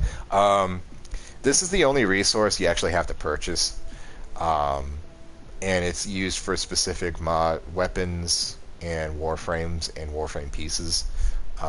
So just keep in mind, the only bad thing about Nintendo is if you don't have any, and there's not a Nightwave, which is like there's a Nightwave like every week now, I think. You shouldn't have to go without, but you can find it in certain missions. Okay, it's not an unavailable resource; it's just the most easy way to get it. Now, if you're stuck like me and you've got everything, and you don't need to buy a hat and anything like that, and you've already done this guy's thing, this is the other thing. So this gives you an opportunity to go back and do a boss for a previous Nightwave mission, because we're in like season 3, season 4 now. It gives you a chance to go back and maybe get a piece of that weapon that you're still looking for or something like that. So keep in mind, if you've missed a couple Nightwaves, you don't have to you don't have to fret or try and buy the weapon off the market from someone else who's already done it. Um, yeah, you don't have to worry about that. And then if you want to go back and for whatever reason, if you like listening to Nora Knight, wait, what I do? That's the wrong button. If you like listening to Nora Knight, uh, these are the missions. These are the stories. Um, yeah, you can sit there and watch that sometime. Yeah, we've got two. For a stupid reason, we've got two intermissions going right now. We just ended one, now we're on the other one. So these are always here. These take the place of the alert system that hasn't been around for 3 years and you don't need to worry about now. Yeah, just keep that in mind. Work towards that goal a little bit at a time, and you'll get plenty of free things that are pretty nice. Okay, we've talked and talked and talked and talked and talked. Let's go on a mission and talk some more. Let's talk about the navigation, because I just hate talking so much. Okay. Here's your navigation. You're not going to see everything on my screen because you're probably not going to see Akura Fortress till you're done with this story. Here's what I want to say about the story. The story is actually very good in this game. It's really nice. It's very compelling. You're going to get drawn into it. It's going to take you a while to get there, okay? It's not going to make sense because this game isn't really, it's not done in a linear fashion. They've just kind of added chunks, little islands, blobs onto the story as they've done expansions. So sometimes things aren't always going to make sense. That's because they're not in order. They've just been added to the game. It's not chronological. I'm going to say I think it's either Uranus or Neptune that the story actually kicks in. Let me check the codex here. This is the codex. You're not really going to use it that much. It mostly the thing you're mostly going to use it for is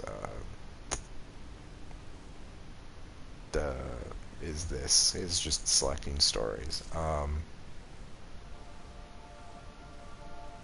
No. Second dream. Okay, so I think the second dream starts on Neptune or something like that.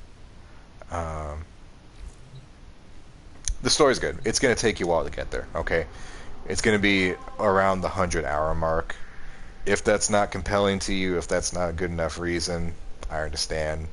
You know, this is a pretty huge game. You know, you're not required to come and sit here and plug through every single box and check everything just so you can see some good story. I do like the story. I think it's one of the main reasons why I still play this game. It's one of the main reasons why I'm still here waiting for the next installment. I'm pretty excited for what's coming next. But just know, you're going to start here and you're going to have to wrap all the way around before you get there, okay? I'm not saying that to dissuade you. I'm just saying that to let you know it might be a minute, okay? So let's kind of look at what we're looking at here, because this can be confusing. So we see a prompt for the triangle button up here. This is very important. This determines how you do your missions, and who you do your missions with. Okay? Public means you're going to join anyone else who's doing that mission right now. You can go and start the mission yourself and have people join you. You can join in with someone else. Friends only and invite only kind of work the same way. That's just who you get to control who you're going to play with. So if you want to go do with a mission with someone else, you can do it. I'm going to recommend that invite only you be careful with. It doesn't always work out well. You can join someone, like they can send you an invite. It can be a while before you see the invite. When by the time you select it, that mission will either be over or they'll be just about done. You can get host migrated, which we'll talk about in a second. There's some complications, so don't always rely on it to work properly, unless you're 100% synced up, which you're probably playing on voice with someone else. Solo is the way I kind of want to recommend that you go through this game for a few reasons. Number one, any player can join any mission. I'm a rank 20 player, 21 now. I can go in and do a level 1 mission. I can go in on public and join a rank 0 player, someone who just started today. I can go through, murder every single enemy, do the mission, and finish it up in 2 minutes while he's still trying to figure out how to jump and aim. I can end the mission for him early. I can join the mission as the host, leave, host migrate him, and he has to do the whole mission again because the host migration failed. There are many ways that this thing can happen, okay? I'm recommending you play solo so that you can kind of get a feel for the game and take it at your own pace. And we're going to talk about why here in a second. But I would highly recommend that you play for solo just to get a feel for the game, how the missions work, what you're supposed to do with them. Fail a few times, like mobile defense. If you get the thing blown up, if you fail to rescue the person, if you get caught during spy missions, fail a few times. Get a feel for what you need to do for the game. Don't just get carried through every single mission, because you can get taxied through 90% of this game. But when you finally get the sorties and your sorties are unlocked, and you get no one to join that sortie because it's a particular pain in the neck, and you don't know what to do, you kind of have yourself to blame for that. Okay. Then there's the issue of host migrations. So Warframe is not a game where the whole server is on a server up in Ontario or wherever they are, Toronto, and everyone connects to that server. It's client based. So one person is the host, and then 3 other people can join. And if you're having connection issues, or if you just don't want to play anymore and you quit, everyone else gets taken back out of the mission, a new host gets reassigned, and then put back in the mission roughly where you were. It doesn't always work properly. You can lose things. You can get a fail to host migrate, and that just kicks you out of the game entirely. So everything you picked up, all the money you made, if you got something really nice and you get host migrated, you lose it. It kind of sucks sometimes because getting the things is the only reason to play. Let's talk about failure really fast. If you fail to finish a mission, if you fail to complete the mission task, it just kicks you out. And you lose things. You lose what you came in with. That's the only real consequence. Anything you picked up during that mission is gone. You still get the experience. So you'll still get experience for your weapons and your frames and whatever else you brought along, but you won't get anything else. If I go and do a level 1 spy mission and I screw up 3 times, that's not going to be that big a deal. If I'm doing a sortie and I screw up on a spy, that's going to be a pretty big deal, okay? So I'm going to say try and get the failure out now. Try and figure out how the game works to begin with. We'll talk about that here soon. So that's my recommendations. We're going to go to solo so I don't interrupt anyone else's game and no one interrupts mine. So we can just sit here and talk. Down here is your Nightwave menu. If you hit L3, you can switch over to the resource tab for the drones. I have 3 ready. Again, not that big a deal, kind of a separate thing. Loadouts are weird. Don't worry about them, okay? I've only just been able to get them to work properly. Don't worry about them. Invite is if you want to bring players in. Keep in mind, if you invite someone and then join the game, um, they may not come. Just keep that in mind. It's not a surefire thing. It's kind of clunky. Then you've got these things up here: events, quests, alerts, invasions, syndicate missions, void fissures, and then the sortie. The one I think you should worry about the most is the alert, because every once in a while you're going to have a gift of the Lotus to pop up. And then you've got some weekly ones like Burrows here, that's going to pop up here. Your weekly ones to help Clem, and then Maru's Bazaar. Invasions you don't really need to concern yourself with too much yet. That's just different mission types for different things. Syndicates you don't need to worry about. Void Fissures, the only other one. You're going to get Void Relics from missions, and then you go into these and you do the mission on top of collecting relics or Void somethings, I forget. Shards, I think. I don't remember what this was. Traces. You collect Void Traces, open the relic, and then you get a prime part for something. You can do these solo if you really want to. You're only going to get one thing. If you do it with a group of 4, you get a choice of 4 things if everyone had a relic that was open. That's about them, and Void Keys are about the only thing I would say you really need to have a party with. Just so it makes it a little more, you get a little more variety, that kind of thing. Okay, now let's talk about nodes and missions. I'm rapidly losing steam, so just bear with me here. That's what E Prime was. I lost E Prime last time. Okay, so you're gonna notice a few things on a mission node. First off, if you have an active quest, it's gonna be blinking. So if you ever get lost on what to do, like let's activate, I guess, Glass Gambit, even though I hate it. Okay, that's on our active mission. Say you've lost where to go. You see that blinking? It's telling me to go to Neptune. There's the mission. It says Challenge Nef Anyo on the index. Don't worry about any of that or what it means. You don't need to worry. All you need to know about is that that little blinking button is where we need to go next. Okay, so if you're ever lost, follow the little gold icon in the middle of your screen, and then you will be in the right place, and follow the blinking. We're actually going to take this off because I hate the Glass Gambit with a passion, and I'm probably never going to finish that mission. Okay, back to the mission node. It's going to tell you what you're doing. A few of these are going to have different things going on, like this one. We have a nightmare mission and then the regular mission. This one has a void fissure, so we can go do an interception, or we can do the regular one. You notice that there's different levels too. Levels are kind of weird. They don't really correspond to your levels. It's going to get kind of confusing when you hit level 35 and 40 enemies and you're stuck at level 30. It doesn't mean the same thing. It's basically telling you how much damage the enemy is going to do, what enemies are going to show up, and how much health they have. Those are basically the 3 big things you need to worry about, okay? So don't worry about them too much. Yeah.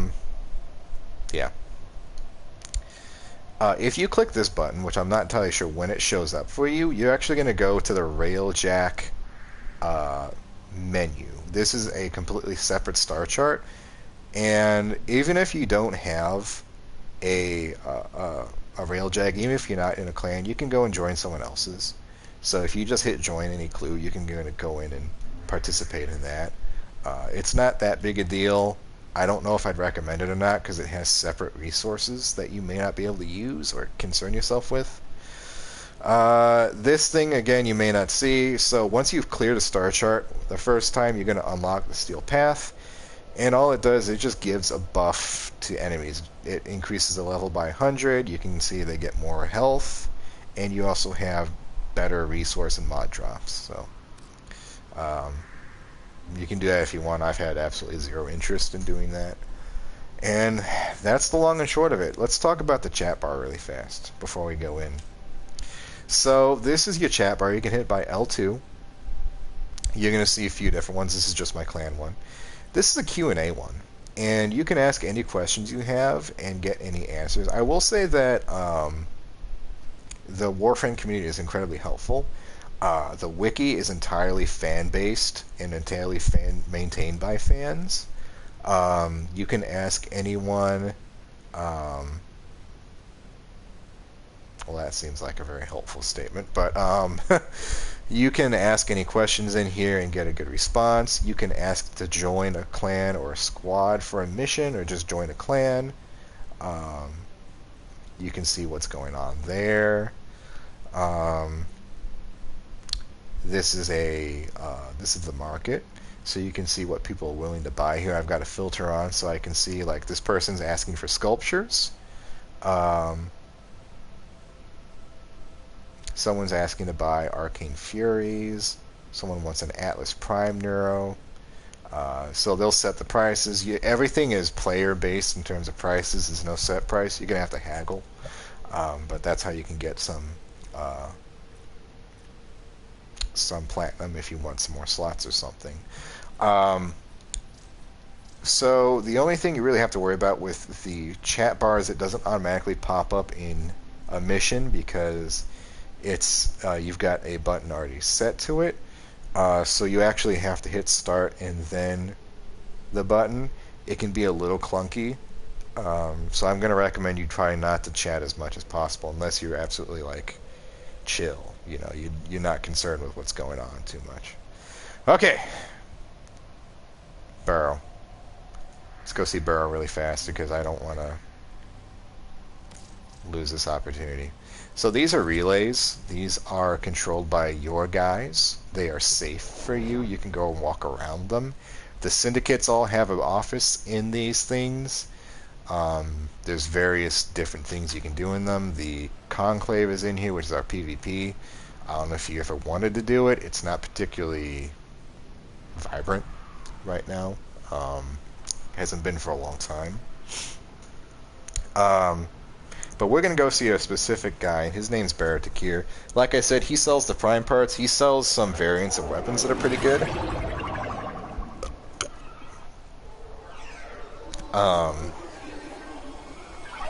I'll just play a cinematic so you can see it.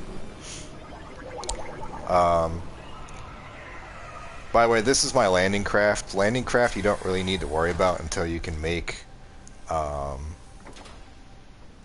some air support things, and even then you don't really need to worry about them. So the reason why everyone's here today is to go talk to Barrow, and I'll kind of show you where you can go see him. I think, yeah, you can see if you pull up the mini menu here, and I'll show you how to do this later. He's that little white dot.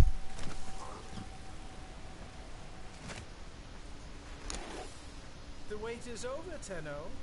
Barrow Keetir has arrived. So this is Barrow. You can see people are standing on him. I can tell you will appreciate what I have today. He sells mostly cosmetics, but it's these prime mods that are really the ones you want. Like prime Pistol Gambit, Prime Point Blank. That's probably the most important one. That's probably the one you should prioritize first. So these are expensive things. You can see 300 ducats, 100,000 credits. I'm going to hazard a guess to say when you start at the very beginning of the game, you're not going to be able to buy these yet, and that's okay. You don't need to. Alright? I would say you need to rank up your regular mods first before you need to start worrying about Barrow. I just wanted to show you where he is, what he has for sale. But when you do get to the point where you can actually buy them, I would say things like damage, just general damage mods, and some ability mods should be the things you get first.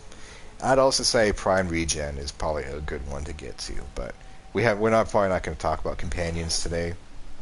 So don't worry about that. You can see everyone's very pretty fashion colors and fashion selections. Gorgeous, beautiful, love it. So this thing right here, this is a trade depot, trade kiosk. This is where you can sell your prime parts for ducats. Now, depending on the rarity of the prime part, you can either get 100. I think 100 is as high as it goes. You can get 45 for an uncommon, or you can get 15. Things like that. Don't be too afraid of selling your prime parts. Prime everything are on a rotation, so every few months they will pull things into the rotation and take them out of the rotation. So you're always going to have an opportunity, regardless of where you are. I'm going to leave the... Okay. Yeah, you can see people asking questions. Some people are begging, unfortunately. Those little blue things, you can click on them, and you can see information. Things like that. If it would load.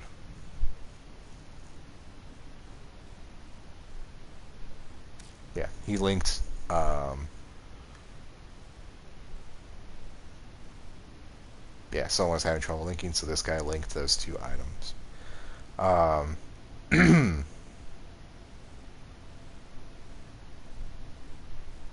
Yeah, so someone asked where's a really high number of railgun MOAs. This guy says Annie in the Void. So he's told him where to go to get that. So yeah, just ask any questions.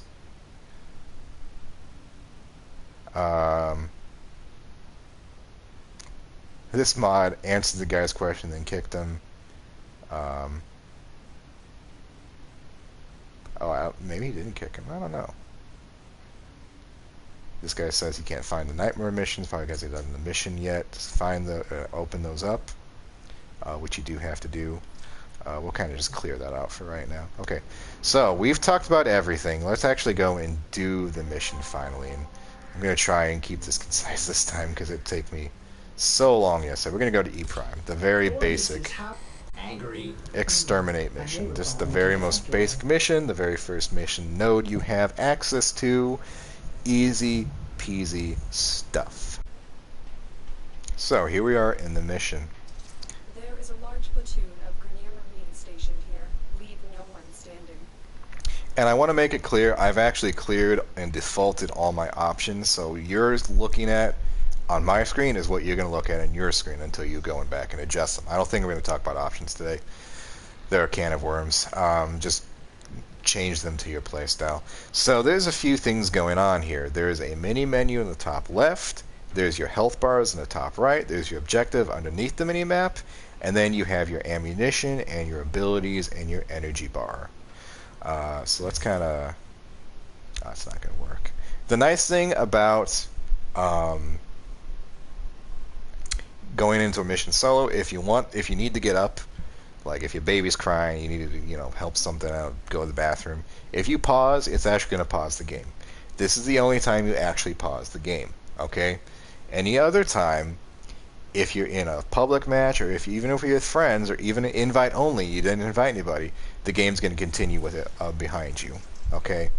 If you sit still and don't do anything for long enough, the game's actually going to fail you out automatically because they're very against doing things solo or doing things AFK, farming like that.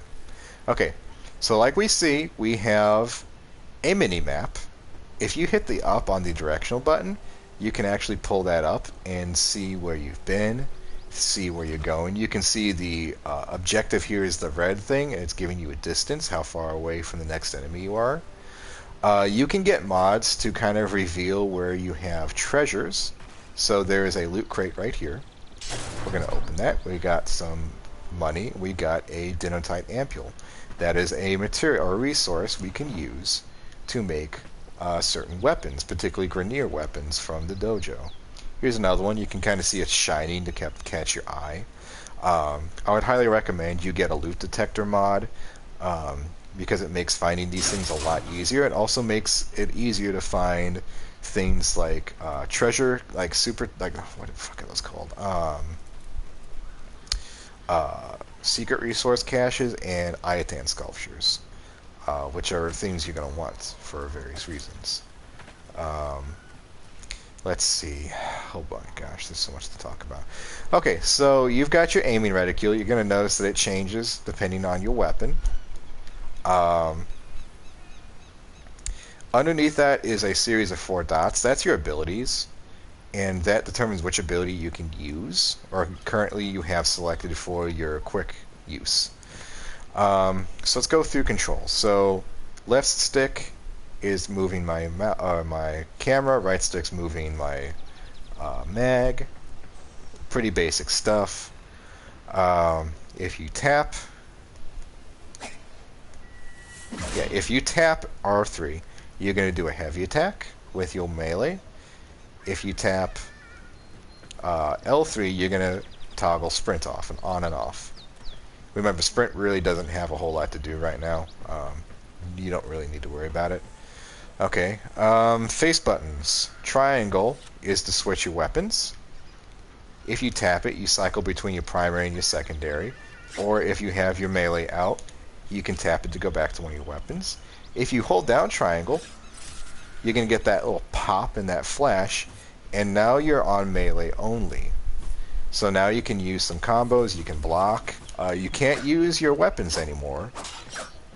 Now your R2 and L2 aren't going to do anything.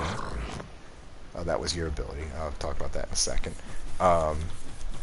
But this basically means that you have only melee now. To get out of this, you tap triangle again. Okay. Circle is your melee attack, and you can actually go straight from your primary weapon or your secondary to your melee. I need to stop doing that. That's just a force of habit. I apologize. And you can kind of see how one will materialize from the other. There used to be holstering speeds. Now your holster speed only affects your main to your primary to your secondary. They did away with that with the new updates to melee a few years ago. So that's not really that big a concern. X is jump, and there's a whole slew of controls with parkour. We'll talk about that in just a second. And square is your action button, so if you need to hack, you can do it that way. If you need to reload, that's with square. Pretty basic stuff. Basically, if you have some kind of prompt on your screen while in a mission, you'll be using square. Your directional buttons, so up, as we just talked about, is to pull your mini map in front of you so you can see it a little bit better. Right is a waypoint, and waypoints are pretty useful for certain things. So if we find a resource, we can mark it for our allies to see. If you find a mod, you can mark it for your allies to see. Like that guy just dropped a mod, that thing right there.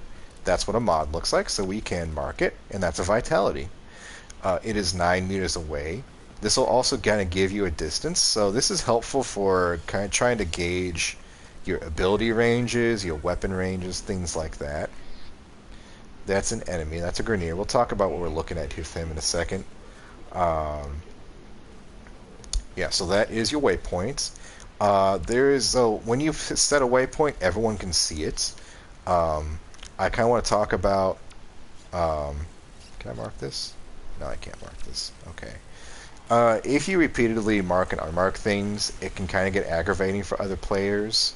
I wouldn't recommend you do that. One habit I've noticed people do is they will run to the end, and while they're waiting for extraction, for whatever reason, because everyone can see the extraction, what direction, what distance it's supposed to be, they'll do this.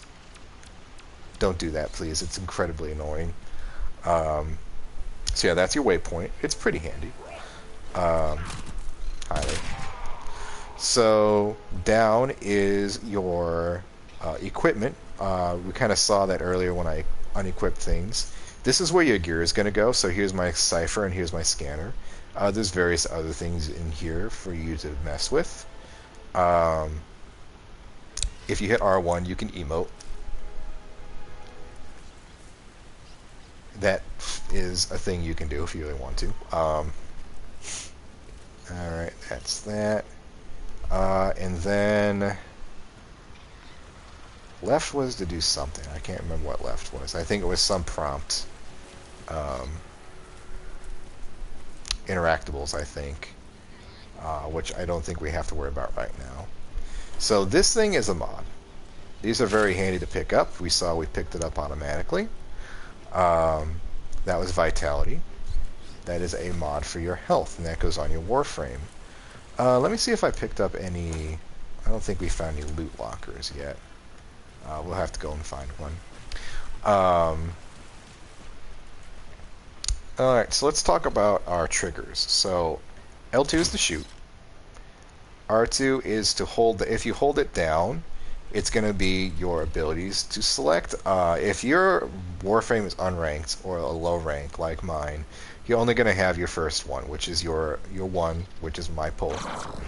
So you can hold it down and you can select it, or you can just tap it and it'll do the one you've last selected. Okay. Now we see that that little dot underneath our reticule is blue. That means that our one is selected to be our quick one. L2 is aim. L1 is crouch.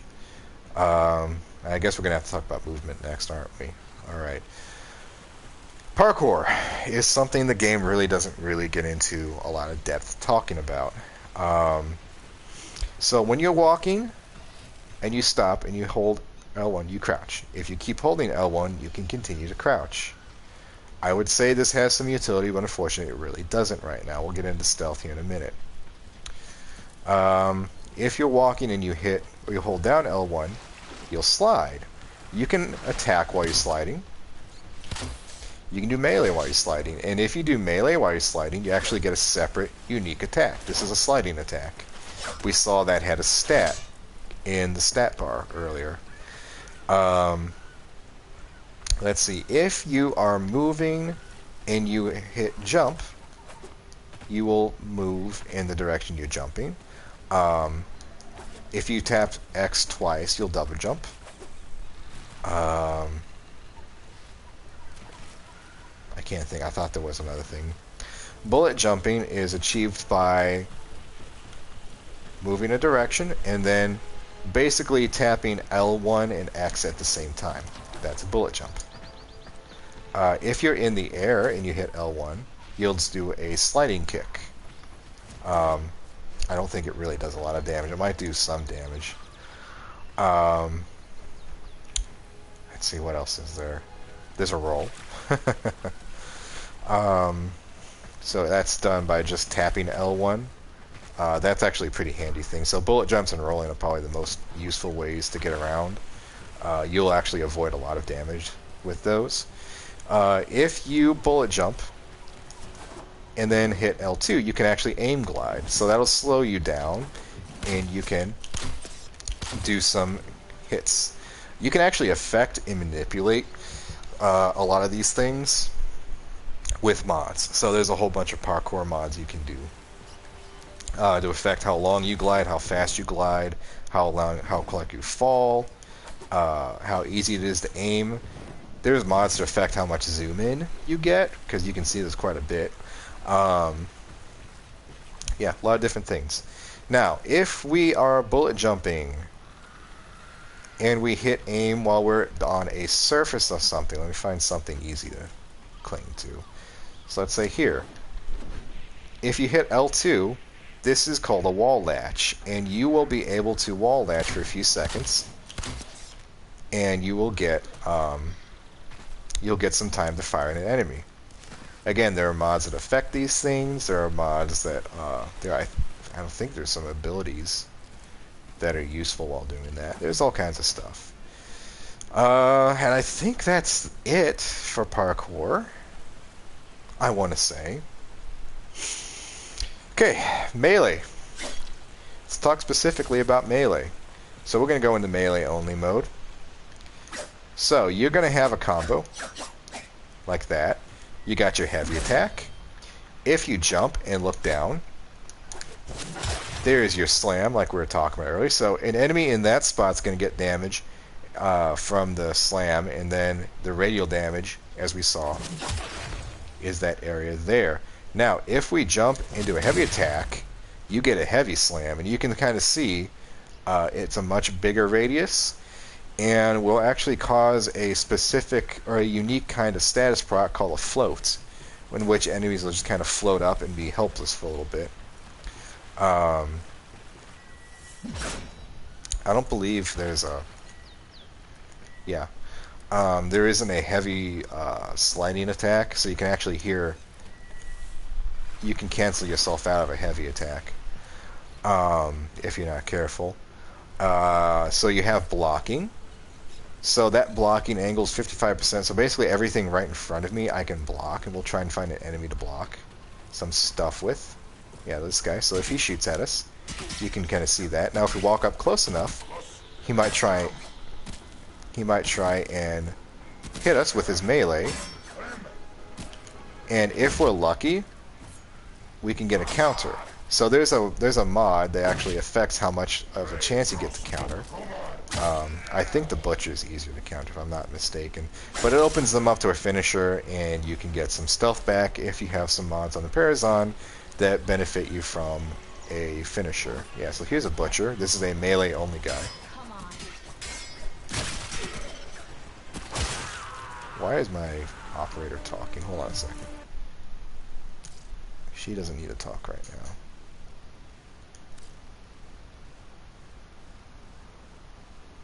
Yeah, I'm gonna turn that off. Okay. Sorry about that. I don't know why she was still on.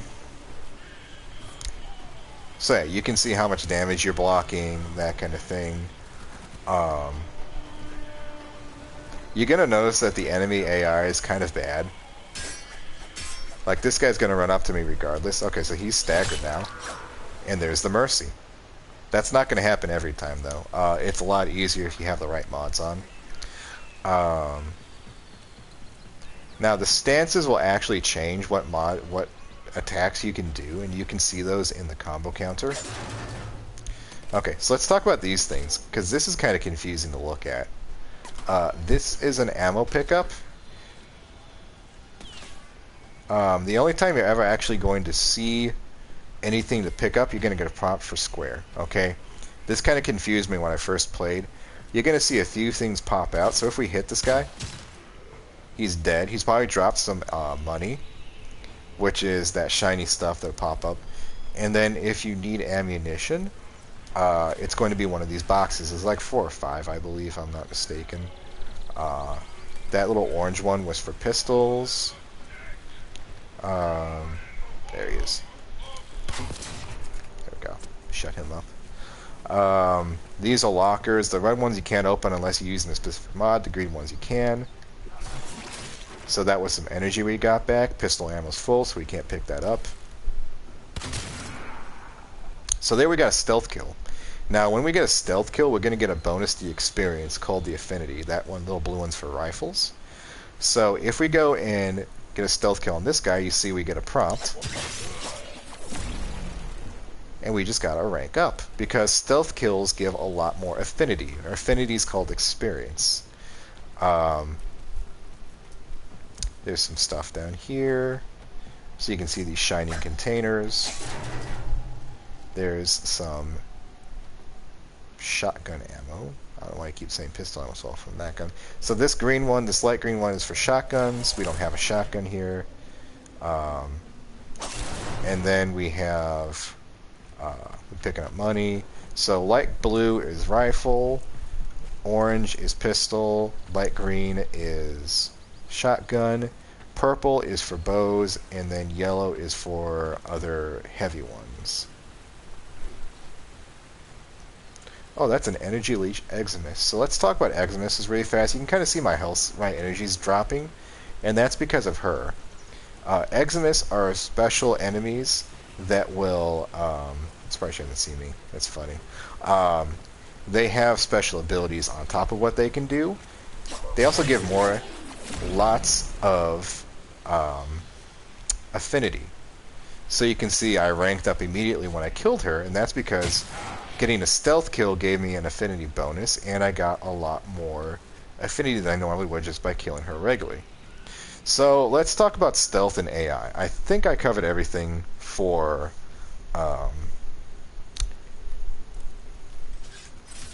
Yeah, we talked about the slash, we talked about heavy, we talked about blocking. Yeah, I'm pretty sure I covered everything with melee. If I forgot anything, we'll come back to it.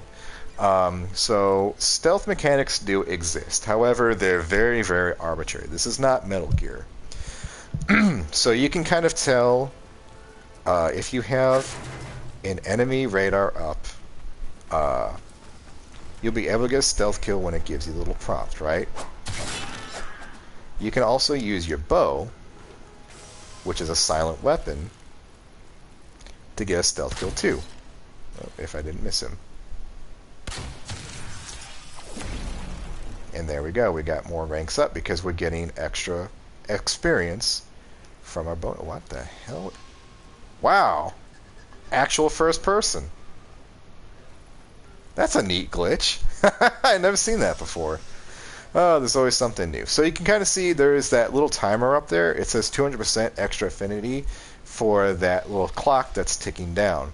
That's where your buffs are going to go. Okay, so if you get debuffed by an enemy, if they put a status proc on you, or you give yourself a status or a bonus or a buff or something, like let's see if this guy can get a... He should do a puncture on me. He's not getting any luck though. Oh, he threw a grenade. Well, maybe that'll give me a blast. Nope, it won't. So he's seen me. He's alerted. Warframe's kind of missing protocols for stealth.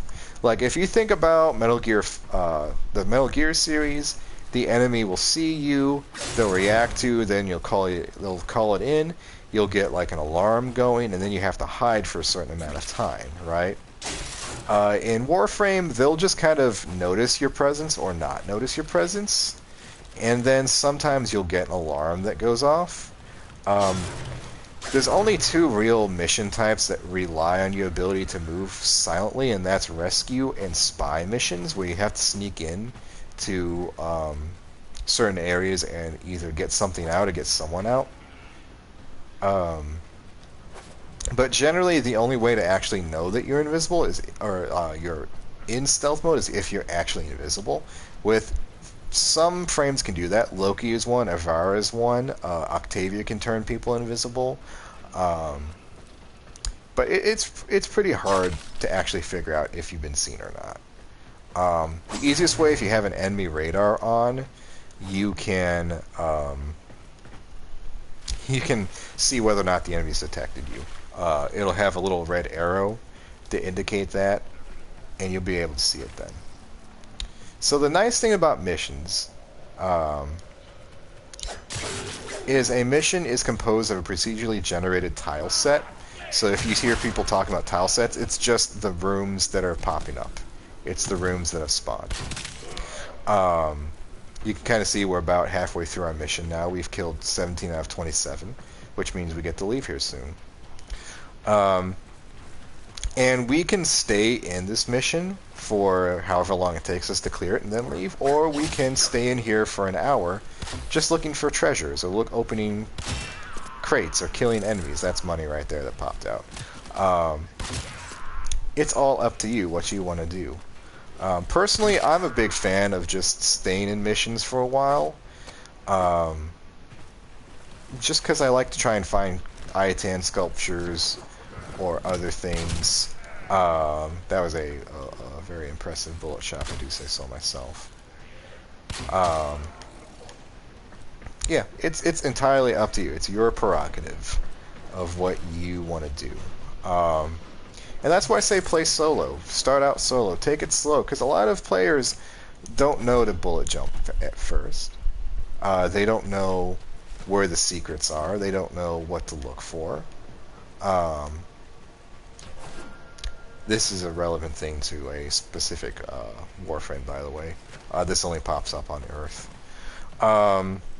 They don't know that they can sprint. They don't know how to bullet jump yet, or what bullet jumping does, or how fast you can go, or where anything is. And by the way, these are resource caches here. So you've got the loot chests, and they're going to give you ammunition, money, some resources, but these are specific to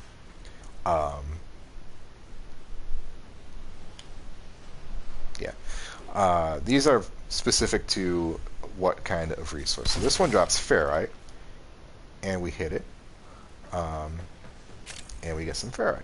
You can mark these for allies. There are some resources that are pretty rare to find. The ones I can think of are argon crystal and mutagen samples. So sometimes it helps out your buddies to mark those for them.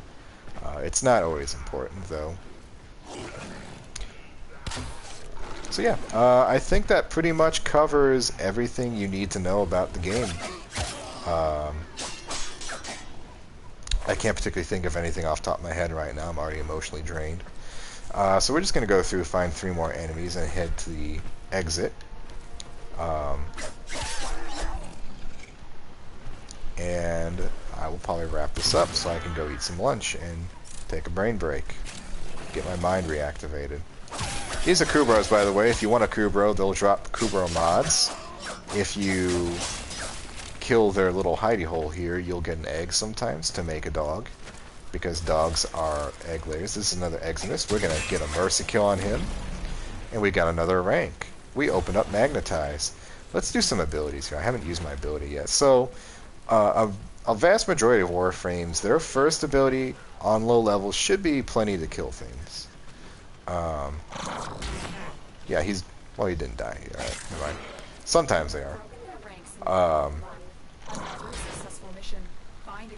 So if we want to use Magnetize now, which I think we still have enough energy to, we can do this. Okay, so now he's trapped in his bubble. If we want to use Magnetize again, if I get energy to do so, we just have to right tap. Now, you can hear that sound means that I'm trying to use my ability, but I can't because I'm out of energy. So you saw that we finished the mission up. Now we can leave. It's going to direct us to where the exit is. Those aren't in the game, those are just little decorations. In case you ever tried to kill one, you can't.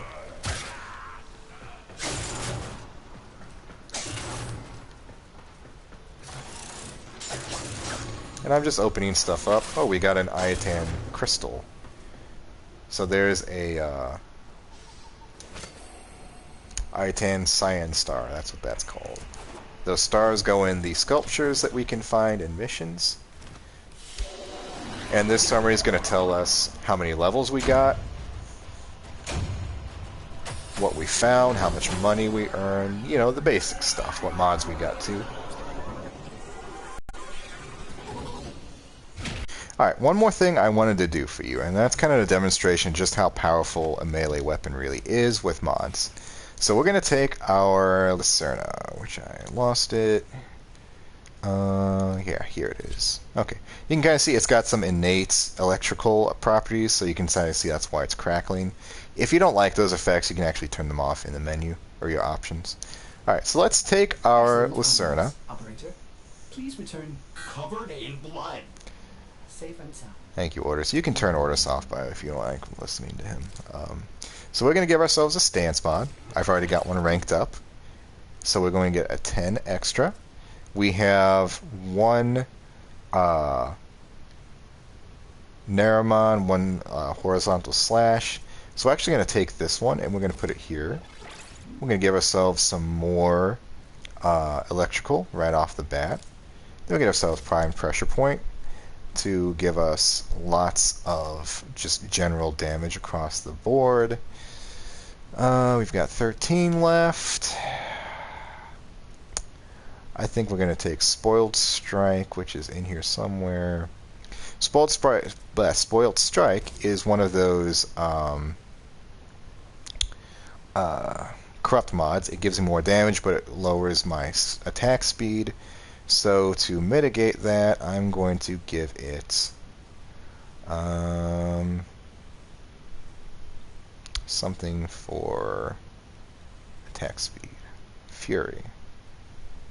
Here we go. I'm going to put some attack speed back on, which didn't really do a lot, but that's okay. One thing I do want to say, and this is kind of where I may require maintenance after all. I'm kind of bummed about why, like, where mods are, because melee weapons have the most variety just in things you can do. Um, like this one here, let me find them. Killing Blow, 120% melee damage on heavy attack, 60% wind-up speed. If you like using heavy attacks, this is a great one to have. Some weapons have really cool heavy attacks.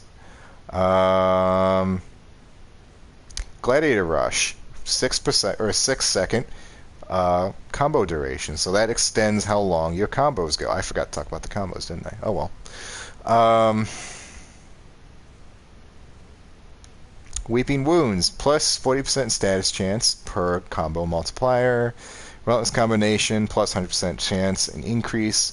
Melee combo counter when slash procs deal damage. There's a bunch of really cool mods in here. Relentless, I talked about that one. Melee slam damage, so that adds more onto your slam if you like your slams. Slams are pretty nice, I'm not gonna lie. Plus 16.7 status chance on lifted enemies. We forgot to lift someone. We'll lift someone in a minute here. You know, there's a bunch of really cool things. But they really get pushed to the back because your priorities are always more damage and more status first. So you've got options. Don't worry about damage, I would say. Is your mod collection in order? Okay. No, So, I'm not equipped to feel envy. completely unranked. There is no forma applied to it. I just made this thing and bought it and put it together. Nothing going on with this, right? We're going to go into a level 50 mission. We're going to go to Sedna. These are the same enemies. We're going to go in solo. Same mission type, if I can find it. Where is the exterminate? Yeah. We're just going to do regular exterminate. So this is 32 to 36. This is one of the later levels in the game, okay?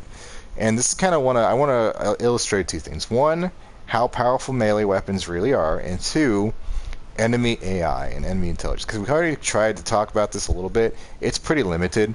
And this is a game where the game doesn't get more challenging the further in you go. This is a game where they just add numbers on. And unfortunately, it's an old...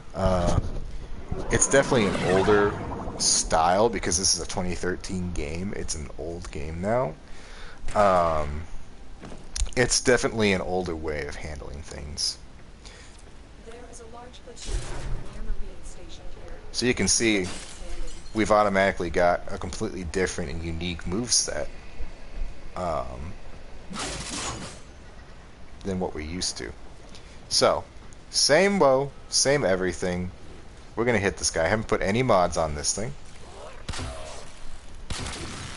You can see how little damage that did. Now you can see how fast we're mowing through. We're just destroying enemies now, right?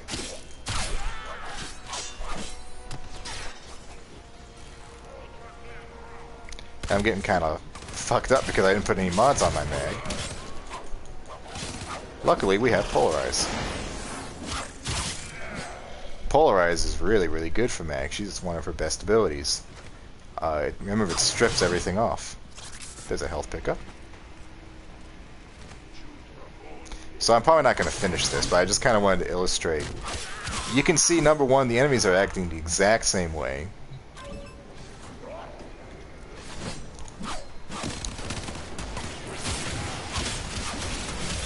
Here are some little more advanced enemies like heavy gunners and bombards. They pop up. I don't want to say they don't pop up in Earth missions, because they do. It just takes them a while, like on defense missions and things like that. They're a little more apparent here. So we're actually gonna use that nice block.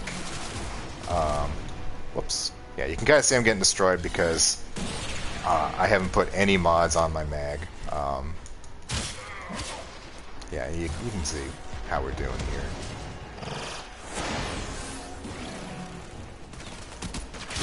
But you can see we're getting ranks in, and even if we lose this mission, which I think I'll just let us do because I want to show how failure works, and why you shouldn't really be afraid of it too much. Even today, honestly, I'm feeling a little anxious right now. I've died twice. I'm getting a little worried. You know, it happens. That's a floated thing. So let's do a floating heavy attack. You can kind of see that combo up there. You can see how many enemies we've killed. Right above the name. I know it's kind of small. I didn't make this any bigger. I probably should have. Now we're doing a 2 times combo, and if we heavy attack, that enemy's now floated, and it actually killed him. So we might be able to finish this. I don't know. We'll see. We'll see. I'm not too worried about it.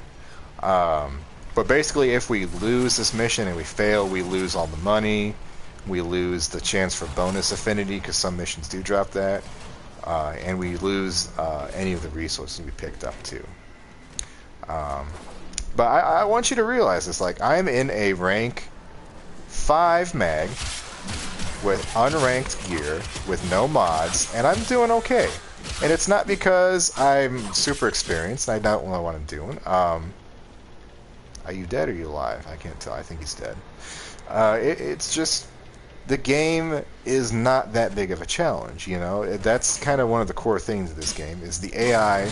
The enemies are going to react the exact same way if they're level 1 or 101, you know? It's super simple. It's pretty easy. Sorties are kind of really...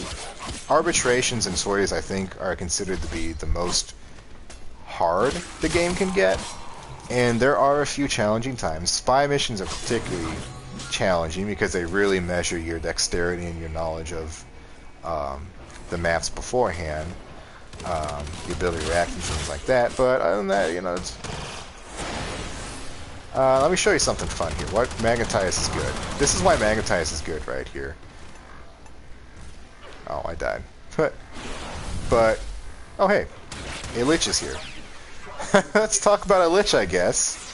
I am trying to get myself killed, as a matter of fact. This is a Lich. That's a Mercy Kill. Mercy Kills are pretty handy for when you're dealing with high-level enemies. It's just a quicker... Oh, he made a clone. Okay. I was trying to figure out what's going on here. So... Liches are a new mechanic, or a newer mechanic in the game. You'll get a chance later on. I think Sedna is actually where you can get a larva to pop up. Well, no, now you can do it with the corpus too.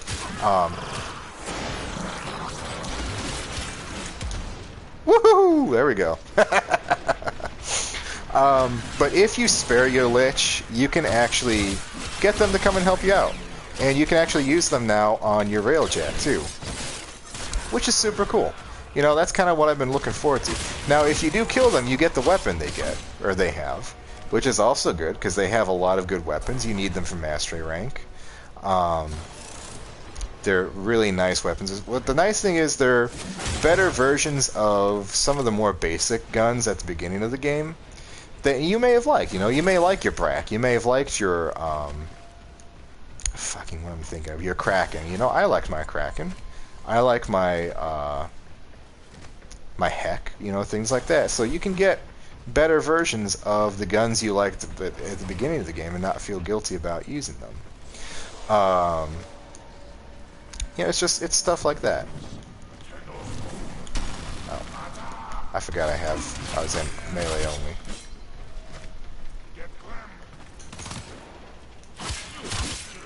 But you can just see I'm chewing through enemies.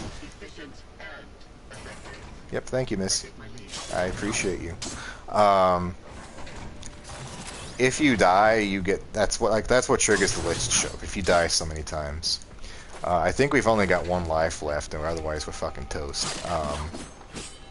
And which is fine, you know, we're not too concerned. But I want to make it clear just how important mods are to this game. And honestly, melee is just so important. So whatever melee weapon you pick, I am going to say you get 2 choices at the very beginning.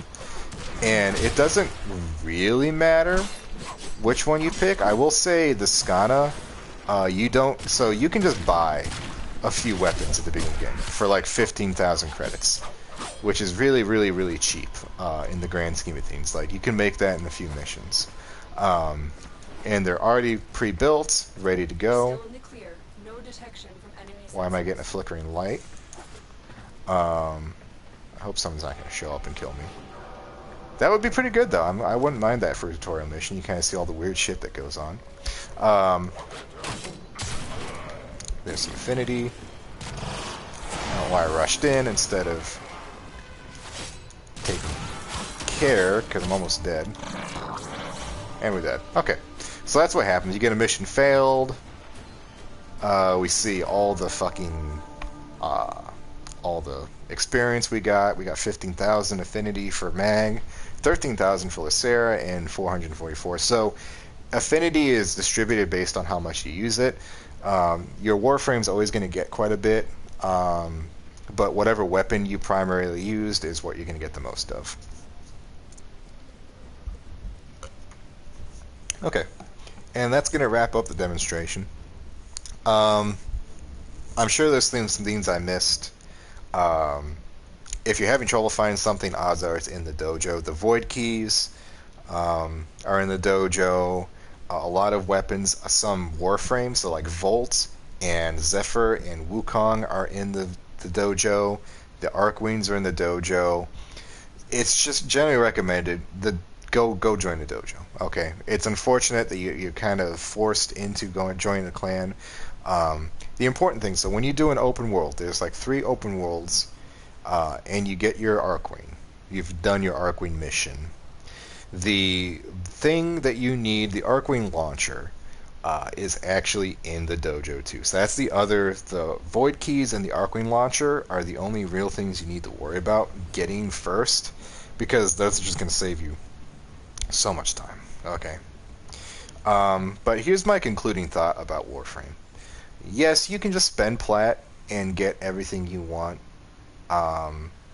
You can let people taxi you through every mission. You can finish the game, and I want to say like maybe 20 or 30 hours if you're not really trying. Okay? But this is very much a game where it's about the journey, not the destination. Okay? Have fun with the game. Take it at your pace. If you want to be finished with the whole thing in 20 hours, Operator, are go you ahead. enjoying the view? If you want to spend 200 hours before you even get to the actual story mission, you can do that. I've been playing this game. Let's look at how long I've been playing this for. Now we want stats, don't we? I'm just about on 1,000 hours now. Okay. I've been playing this for a very long time, and I'm still having fun. I'm having fun right now just playing with unranked things. Like, I'm about to finish this, and honestly, I'm either going to do some more Nightwave stuff, or I'm going to go and make a new account so I can do the beginning again. Because it's just that fun. It really is. I like starting from nothing with this game. It's kind of fun. I want to see what you can do if you go and try and make your own clan dojo and all that stuff. It's a lot of fun to be had with this game, guys. But the problem is with a lot of people who get turned off from it really fast is because no one explains the shit I just went through. God, how long have I been streaming for? 2 hours? I don't even know. I don't even know. However long I've been doing this. No one explains it. And that really needs to be fixed. But yeah, if you're watching this later on YouTube and you think I forgot something, please leave something in the comment to let me know. Shoot me a message, anything, I don't care. I would appreciate people talking a little bit more, just some feedback. Let me know how convoluted and garbage my logic and mind, like, being able to focus was, because I know I've just been all over the damn place. I'm tired. I'm tired of talking. I've already done this once. It can get pretty grating. Just have fun. Have fun. That's the big part of it. Have fun dressing up your mag. Have fun buying Sidanas. give yourself things to look forward to, because honestly, once you're done with the story, it's hard to keep going. It's hard to find things to do. I have been going through and trying to master every weapon and every Warframe. That's what I've been doing for fun. And honestly, once I'm done with that, I really don't know what else to do. Luckily, they keep adding new things in, so there's always something more for me to try. Um, Go in and embrace the community. Go look at the forums. There's a place you can drop your own ideas for Warframes. That's fun. I've done that, and I got no attention to it. I don't care. It was fun. I had a great time thinking up a Warframe. Um, there's so many videos, so many things. Oh yeah, very, very last thing. So Warframe is a game that changes a lot every year. Um, if you want to look up tutorials and builds and various things, I recommend you look up things from this year, not last year, because the beginning of last year we were using um, corrosive and slash on all our weapons because that was what was doing the most damage. Now we're using like magnetic and viral because that's what's doing the best performance. Okay, be careful of what you look up. I would recommend you go back and see how the game was in 2013 because it's changed so much. Just look at how it as like a history piece, but don't try and use those as tutorials. I would say stick to things from this year. I know Brozime just did he just did his first free-to-play video on a new accounts like this week. I've been watching it. It's a lot of fun. He also picked Mag this time around. Um, yeah, there's a whole bunch of cool stuff. There's cool stuff everywhere. It's a fun game. Please go out and enjoy it. If you're playing on the PlayStation like me, there's a free bundle on there on the store. Go get it. You'll get like a Quanta, which is an okay gun, but if you want a fucking laser, if you want your Space Ninja to go from using a bow to a mining laser, you can do it. There's so much. There's flamethrowers, rocket launchers. The people who made Unreal Tournament made this game.